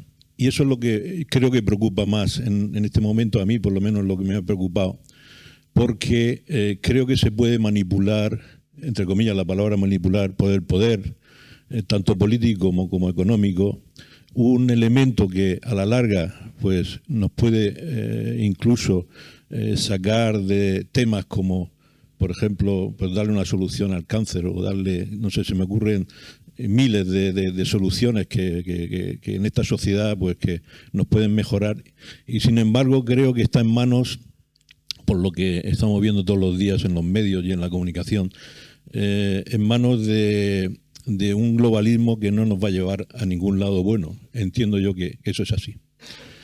Por otro lado, creo que hay una circunstancia que no se ha dicho, pero que yo he entendido también, y es que la propia inteligencia artificial puede de alguna manera generar un lenguaje que incluso, bajo el punto de vista desde el que han hablado, incluso se quede fuera de nuestro conocimiento. O sea, que la propia inteligencia artificial fuera capaz algún día de desarrollar un lenguaje que no tuviéramos nosotros conocimiento y que no nos diéramos cuenta de que está evolucionando hacia un quizá de ciencia ficción, pero me recuerda algunas películas de hace 20 años que ya de por sí hablaban de este tema y que de alguna manera evolucionaban hacia un futuro que, bajo mi punto de vista, tampoco me gustaría vivir. Y voy a poner un ejemplo que a mí me ocurrió hace 25 años. Estaba yo leyendo una revista científica y tecnológica y en un apartado muy pequeño, sí creo que hace 25 años, había una reseña de una web que se llamaba Google, que en aquel momento a mí me resultó curioso y que la recorté porque fue un tema que me inspiró o me dio pie a que detrás de ella podía haber algo interesante. Tal. 25 años después me da cuenta de que esa opción o ese artículo ha sido para mí, creo que para todo el mundo, la utilización de Google. Yo la realizo todos los días, excepto sábados y domingos que me dedico a disfrutar en mi trabajo. Digo esto porque creo que hoy, con su conferencia, creo que es un paso similar a hace 25 años. Creo que estamos en una fase nueva, difícil, desconocida, que puede aportar tanto beneficio como otra serie de inquietudes que nos pueden llevar a otros extremos. Normativa, pues yo creo que normativa, regular esto es muy difícil. Yo creo que es muy complicado. Yo voy a poner un ejemplo doméstico. Cuando aparece el móvil, yo a mis hijos, pues los veo, les doy el móvil como a todos los hijos y detecto que en la comunicación que llevamos entre nosotros, a la hora de una comida, una cena y tal, ellos siguen con el móvil. De tal manera que en vez de eliminar o decirles que no utilizaran el móvil, lo que intenté en un principio fue darle la sensación de que hablar entre nosotros, comunicarnos, como estábamos diciendo antes, y evitar que se utilice el móvil fue una opción que ahora mismo ellos ya lo han considerado y que cuando nos sentamos a comer o a convivir o a hacer algún acto social, los he convencido para que no lo utilicen, porque está a la orden del día. Y de esa manera, entre comillas, se ha regulado por sí mismo el sistema de convivencia, por ejemplo, en mi familia, que era muy complicado. Entonces, es un ejemplo sencillo y tal, pero que a la larga, pues yo creo... Y bueno, me remito a la primera pregunta, por dejar una pregunta en el aire. Por ejemplo, la inteligencia artificial adaptada a lo que es el poder sobre todo político, y cómo se puede actuar sobre ello. Muchas gracias. Muchas gracias. Una pregunta más, Germán, y ya damos la palabra, ¿vale?, a nuestros ponentes. Gracias, Fernando. La verdad que no voy a hacer una pregunta, pero voy a ser breve en una reflexión. Se han puesto encima de la mesa muy lúcidamente, porque además creo que es muy necesario, los desafíos que plantea la inteligencia artificial y de los que no podemos sustraernos. Yo señalaría esa idea de que estamos perdiendo facultades humanas, las estamos dejando de lado, desde la memoria, capacidad de atención, tantas otras. Y nos estamos acomodando sin saber los sesgos que tienen estas máquinas a la hora de tomar las decisiones. Sí, yo se lo digo siempre a mis alumnos: cuando ustedes buscan información, meten una palabra en Google, pero ustedes no saben por qué Google les está poniendo una entrada antes y otras después. Si es porque ha pagado, si es por el número de visitas que tiene la página web. No sabemos los sesgos en los que nos estamos moviendo, y esos sesgos están determinando y minando nuestra libertad de conciencia. Se ha dicho, no incido. Bien, voy a lo que quería señalar. ¿Qué respuestas podemos dar a esto? Yo creo que se tienen que mover en dos planos, porque si no el futuro es francamente distópico. Por un lado tiene que venir de la vía de la regulación, y ahí yo creo que modestamente yo hago una valoración positiva de la aproximación que está haciendo Europa. Todavía seguramente insuficiente, todavía en términos de tentativa. De hecho, el reglamento de inteligencia artificial está siendo objeto de estudio. Acaba de salir la regulación con la Digital Service Act de las plataformas digitales, que han cambiado, han revolucionado el concepto de lo que eran las redes sociales, precisamente por el uso que hacen las redes sociales de algoritmos y de instrumentos de inteligencia artificial. Bien, yo creo que todavía es una regulación que está en mantilla, pero que avanza una línea. Y la otra, ahora que estamos en sede universitaria, no puede dejar o olvidar lo que es el fundamento, que es la educación. Nuestra educación, además, en el sentido de lo que es la educación liberal. Es decir, esto va a suponer un gran cambio del modelo económico, social, etcétera, etcétera. Habrá empleos que se destruyan. Empezará la destrucción seguro por los más mecánicos. Ya se está hablando que se va a poder sustituir a un juez a la hora de dictar sentencia. Bien, sí, eso en los Estados Unidos se está aplicando, etcétera. Bien, yo creo que tenemos que reivindicar que hay unas facultades típicamente humanas que aportan un valor añadido a muchas de las funciones que hoy día desempeñamos. Digo muchas veces, si nos terminan sustituyendo la inteligencia artificial a los profesores, será porque hemos hecho abdicación por el camino de ser unos auténticos docentes. El día que una máquina sea capaz de igualar a un docente, el día que una máquina sea capaz de igualar a un juez, es que por el camino nosotros hemos dejado mucho. Esa pereza, esos zombies, nos habremos dejado convertir en esos zombies. Y yo creo que eso solo lo podemos resolver a través de una reivindicación de aquello que en el mundo más clásico se llamaba la educación liberal. Ayer salía en El País un artículo que incidía en esto y decía cómo en estos momentos estamos quitando la filosofía de los currículos para enseñarle a los jóvenes que se hagan las grandes preguntas que nos identifican como especie. Ahí lo dejo. Muchas gracias. Muchas gracias, Germán. Pues, rapidita, ¿vale? Venga. Sí, nada más. Funciona en relación a lo que ha dicho el último, la persona está aquí a la derecha. Yo hay una cosa que como padre también me pasó con mi hija desde, bueno, con el tema de los móviles y todo eso, ¿no? Y después me enteré también que, por ejemplo, en escuelas, y hablando con el tema de la importancia de eso que estás diciendo, hay escuelas, por ejemplo, que han promocionado, o a nivel del Estado, se ha promocionado el uso de tablets y actualmente también se está trabajando, todo va por ordenadores y por cosas y poco escrito. O sea, muchas cosas que también se podía hacer, que podía haber con apoyo de esos profesores. Después también me enteré, por otro lado, que toda la gente que trabaja en Google, sus hijos no permiten que entren tabletas ni nada de eso dentro de los colegios donde trabajan estudian sus hijos. A mí eso claro, hace tiempo eso. Eso hace tiempo ya que me pasó cuando yo empecé con... Y claro, yo en eso llevo una lucha fratricida e intentar luchar contra eso. Y al final, pues me di cuenta que no es que tengo que claudicar, pero está en la educación que yo pueda dar personalmente, familiarmente, como persona, que es mi ejemplo. Yo no tengo... Pero no me gusta. Pero yo, por ejemplo, no tengo WhatsApp. Pero bueno, tengo otras cosas también. Pero yo WhatsApp no uso. ¿Por qué no? Bueno, miento. Uso el de mi mujer a veces. Pero escuetamente, creo que yo soy consciente que me roba mucho tiempo de mi vida, que roba el tiempo, entonces, que era eso. Muchas gracias. Paz, Felipe.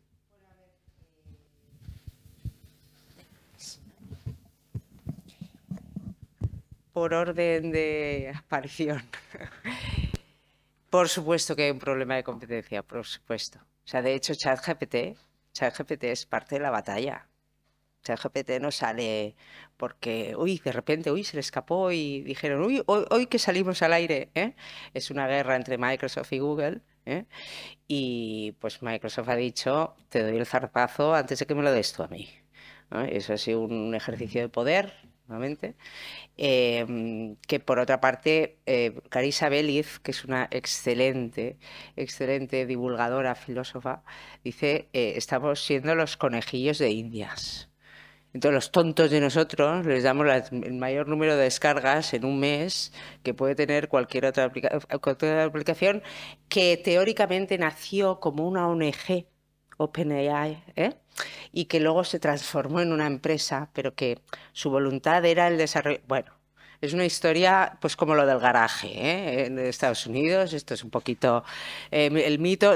A ver, los americanos tienen una especial capacidad y creo que nadie las va a superar nunca para la narrativa, ¿no? Entonces, bueno, pues la narrativa del garaje ahora es la narrativa de que tenemos esta OpenAI que surgió como una ONG para llegar a avanzar en la inteligencia artificial y ver por dónde podía ir a los desarrollos, y luego pensaron que efectivamente, y luego fíjate tú que de ChatGPT 3 al 4 es de pago. Entonces, por supuesto, es parte de una guerra. ChatGPT no está...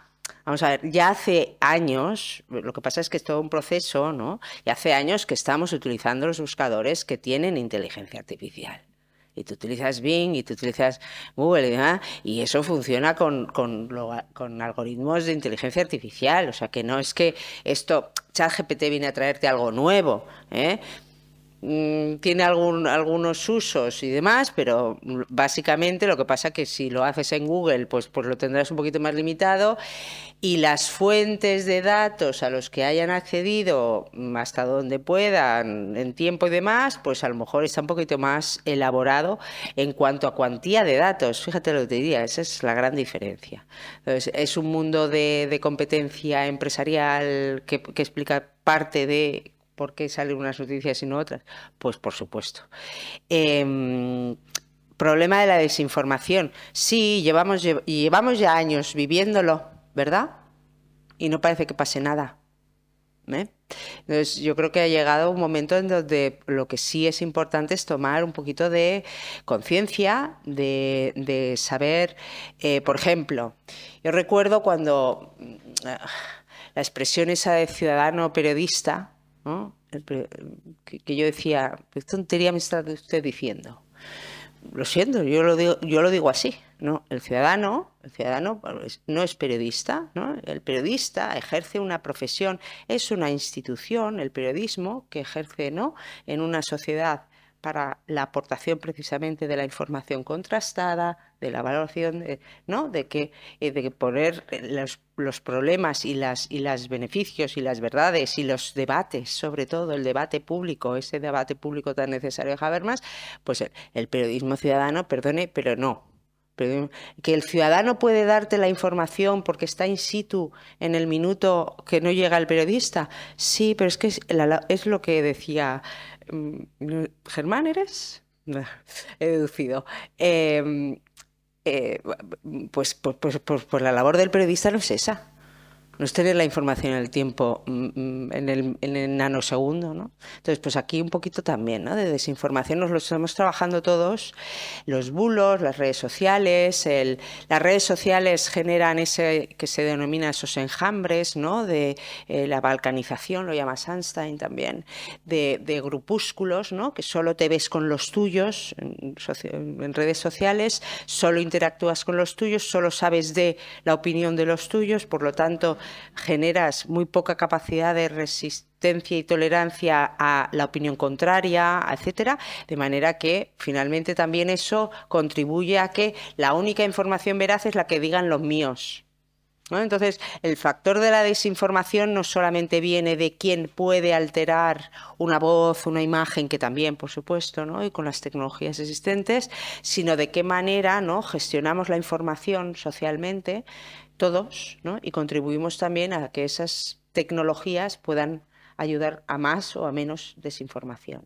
Es un tema muy complejo la desinformación y voy a dejar a Felipe la siguiente, que coja relevo. Si no, voy a contestar yo todas.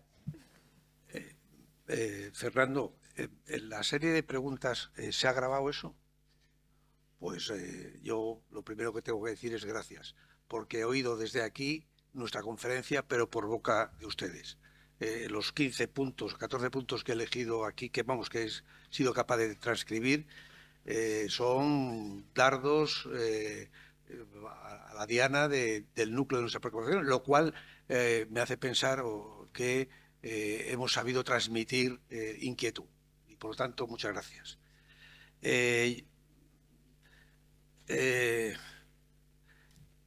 ¿Dimite el ejecutivo este de Google? Pues sí, que hay competencia, claro que hay competencia. Y la carta de no sé cuántos que han firmado, pues ¿qué hay detrás? Pues competencia, intereses entre Google, Apple, Microsoft, etcétera. Claro que la hay. Desinformación, vaya que sí hay desinformación. Desinformación, pero ojo, la inteligencia artificial no solo es la villana que produce falsas fotografías o falsos vídeos, también es la heroína, porque gracias a la inteligencia artificial se pueden desmontar muchas fake news, ¿no? Pero desinformación, como decíamos esta mañana, me parece, con un medio de comunicación aquí local de Murcia, desinformación no solo es producir bulos con intención de conseguir ciertos fines no confesables. Desinformación también es informar inadecuadamente acerca de lo que es la inteligencia artificial. Y yo nunca desaprovecho una ocasión para pedir a los medios de comunicación más conocimiento, más profesionalidad y que hablen de la inteligencia artificial con más conocimiento de causa, porque cuando se titula de una manera poco solvente se hace daño al ciudadano. Copyright, ¿se está robando? Por supuesto que se está robando. Evidentemente, cuando hay víctimas robadas que ya no pueden protestar. Ya se ha creado el último Rembrandt. Ya hay un Rembrandt que lo ha pintado Rembrandt. Pues basta con irse al Rijksmuseum de Ámsterdam y ya está. Ya tenemos el siguiente Rembrandt, ¿no? Que se copia el copyright de cantantes, por supuesto. Mi pregunta es, ¿y eso cómo se va a evitar? Cuando esos millones de datos están ya en la nube, cuando todos los museos del mundo, cuando todas las emisoras del mundo, cuando todos los medios del mundo han tenido a gala publicar digitalmente todos sus conocimientos, etcétera, pues es muy difícil poder cortar ese fondo documental que hoy permite hackear la creación de alguien original. Me ha gustado mucho eso de que me parece que eras tú, el que no tenemos un manual de instrucciones. Nosotros solemos decir lo mismo con otras palabras. Estamos en la orilla y hemos dejado de hacer pie. Ya no hacemos pie. No sabemos, hemos entrado en pánico porque no sabemos dónde pisamos. Y ese es el momento actual. Y tienes dos opciones. O ponerte nervioso y despotricar o mange-toi le popotin, que dicen en Francia, para apañártelas para salir adelante. Pero en efecto, no tenemos manual de instrucciones. Hemos dejado de hacer pie. Y ese es el momento en el que estamos viviendo en materia de inteligencia artificial. Entre una inteligencia artificial específica, débil, que hace cosas maravillosas y buenísimas, y el futuro que algunos adivinan de una inteligencia artificial humana.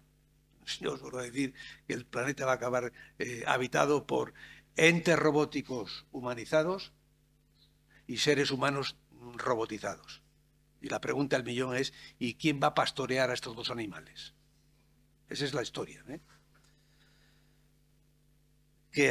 ¿Cuál es la peor amenaza? ¿Y qué valores queremos defender?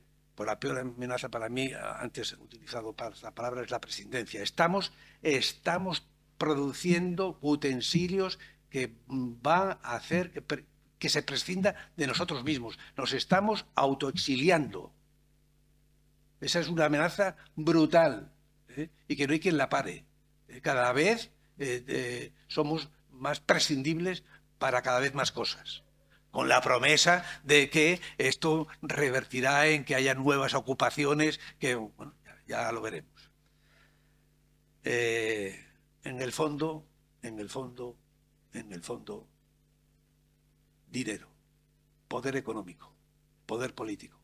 Esto es lo que mejor explica con menos palabras lo que nos está sucediendo. Se llama la navaja de Ockham, pues esto es lo que hay que aplicar aquí. Esto es la explicación más sencilla y más poderosa de lo que nos ocurre. El lenguaje que la IA puede producir un lenguaje que acabemos, no, pues sí, pues puede ser. Dicen de Julio Verne que acertó porque se atrevió a imaginar lo inimaginable. Y aquí, pues debemos hacer eso, imaginar lo inimaginable, para lo bueno y para lo malo. Regulación, el móvil, la pérdida de las capacidades humanas. Estamos perdiendo capacidades humanas, pero a expuertas. El ejemplo más vulgar es que yo, que me da vergüenza decirlo, porque hace 60 años que no venía a Murcia. Yo ahora en Murcia me podría conducir por Murcia maravillosamente bien con el Google, con el aparatito este. Pero no he ejercitado mi capacidad de orientación. Hace 60 años yo tenía que ejercer mi capacidad de orientación a mis 16 o 17 años, lo que fuera, para poderme mover por un sitio que no conocía. Hoy no la necesito, tengo un aparato. Estamos perdiendo muchas competencias, muchas facultades, ya lo creo que sí. Y que la respuesta es regulación y sobre todo educación, no puedo estar más de acuerdo. No puedo estar más de acuerdo. No puedo estar más de acuerdo que la salida, el alcanzar otra etapa armónica, estable, para salir de esta etapa caótica e inestable, alejada del equilibrio, que dirían los termodinámicos, que diría Prigogine y compañía. En este momento caótico, la mejor manera de salir de ahí es educar y regular, regular y educar. Solo con educación no hacemos nada, solo con regulación no hacemos nada.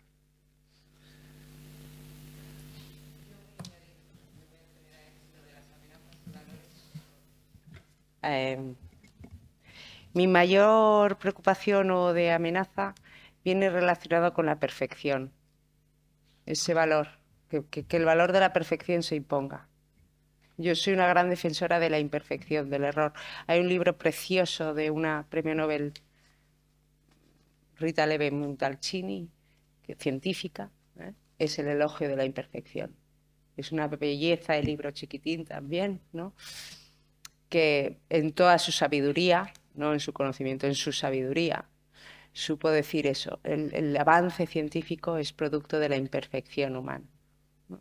Entonces, por decirlo en una frase. Entonces, mi mayor miedo es que la perfección se impusiera como valor a la imperfección humana. Ojo, no es la imperfección para vivir en la imperfección, sino todo lo contrario, por todo lo que comporta de beneficios al ser humano esa imperfección. Bueno, yo digo, Einstein era triplemente inteligente y sabio, yo ese es mi mayor temor. Y segundo, también dejo una nota en el ámbito social, ¿no? El ámbito es individual, yo diría eso, pero en el ámbito social mi mayor preocupación es esa pérdida de lo que Tony Judt decía, el hombre es cronotopos, ¿no? Está definido por el tiempo y el espacio. Y el mundo de la inteligencia artificial, realidad aumentada, ya no hay realidad. Bueno, ya hacía poco que leía una noticia que ya me produjo risa porque ya hay momentos en donde te ríes de una empresa que está creando pues toda la realidad que se denomina aumentada con actores. Porque claro, el mundo del cine tiene un problema que es que con Tom Hanks pues puedes contar para una película o 2 al año, porque no, si ya está contratado, pues ya no puedes. Entonces van a crear el Tom Hanks, además de 40 años, no de 70 como tiene ahora, para hacer películas, y puedes hacerlo 50 películas al año con Tom Hanks. Gran solución a un problema que no sé yo cuál era, pero vamos, que aporta, ¿no? Entonces, ¿qué ocurre? Que bueno, todo eso genera también una... Y decía, porque es superar nuestra realidad como gran beneficio. Y yo decía, vamos a ver, si lo que necesitamos es vivir la realidad, ¿no? Vivir el cronotopos, porque el hombre, las relaciones sociales, ¿no? El bien común, por eso decía Tony Judt tan importante, porque el bien común no es en abstracto, en lo global, no, el bien común se construye en una comunidad, no en las redes sociales donde son intereses virtuales, ¿no? Sino en una realidad físico-temporal, ¿no? De espacio-temporal. Entonces, ese sería mi otro temor, ¿no? La pérdida de esa escala espaciotemporal que es parte de nuestra naturaleza humana y que perdiéramos eso porque eso nos lleva a no saber construir bien común. Entonces, dejo esas 2 reflexiones. Vale. No, bueno, yo creo que ya que hemos puesto muy por encima las expectativas de lo que esperábamos, o sea, lo sabíamos que teníamos unos conferenciantes de verdadero lujo. Tenéis que venir más a Murcia y no utilizar, para no tener que utilizar el Google, el GPS.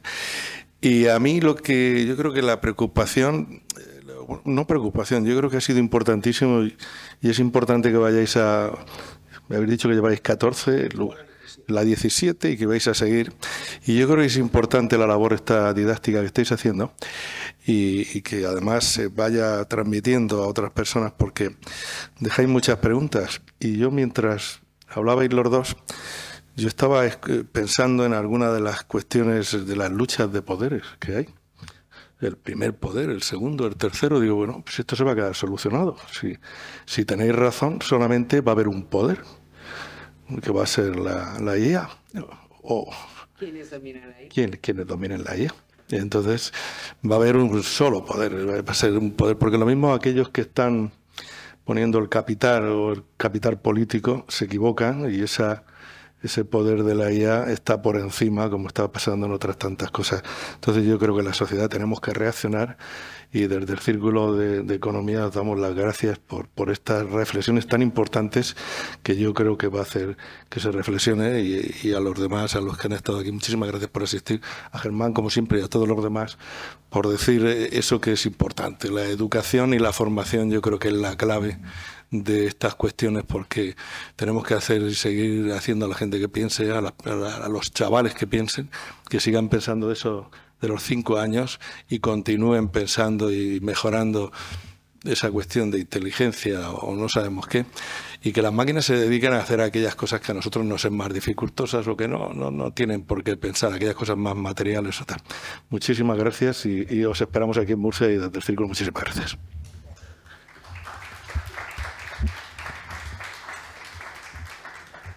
Bueno, pues vamos a levantar el acto. Simplemente decir que a mí me ha encantado la imagen de la rana en la olla Y eso, somos una pequeña rana en cada una de las ollitas, pero en realidad debemos ser conscientes de que, aunque cada vez estamos más atomizados, cada vez hay menos comunicación de unas ranas con otras, por tanto de unas ollas con otras, estamos todavía a tiempo de darnos cuenta de que el agua va aumentando su temperatura y de que no somos esas ranas aisladas, sino que podemos debatir entre nosotros, cobrar conciencia, ¿no?, de la situación como es, y con esa sensibilización tener la capacidad de encontrar esas soluciones que el problema está muy claro y las soluciones no están tan claras, ¿no? En fin, muchísimas gracias, Felipe, muchísimas gracias, Paz, muchas gracias al Círculo de Economía y muchísimas gracias a todos ustedes.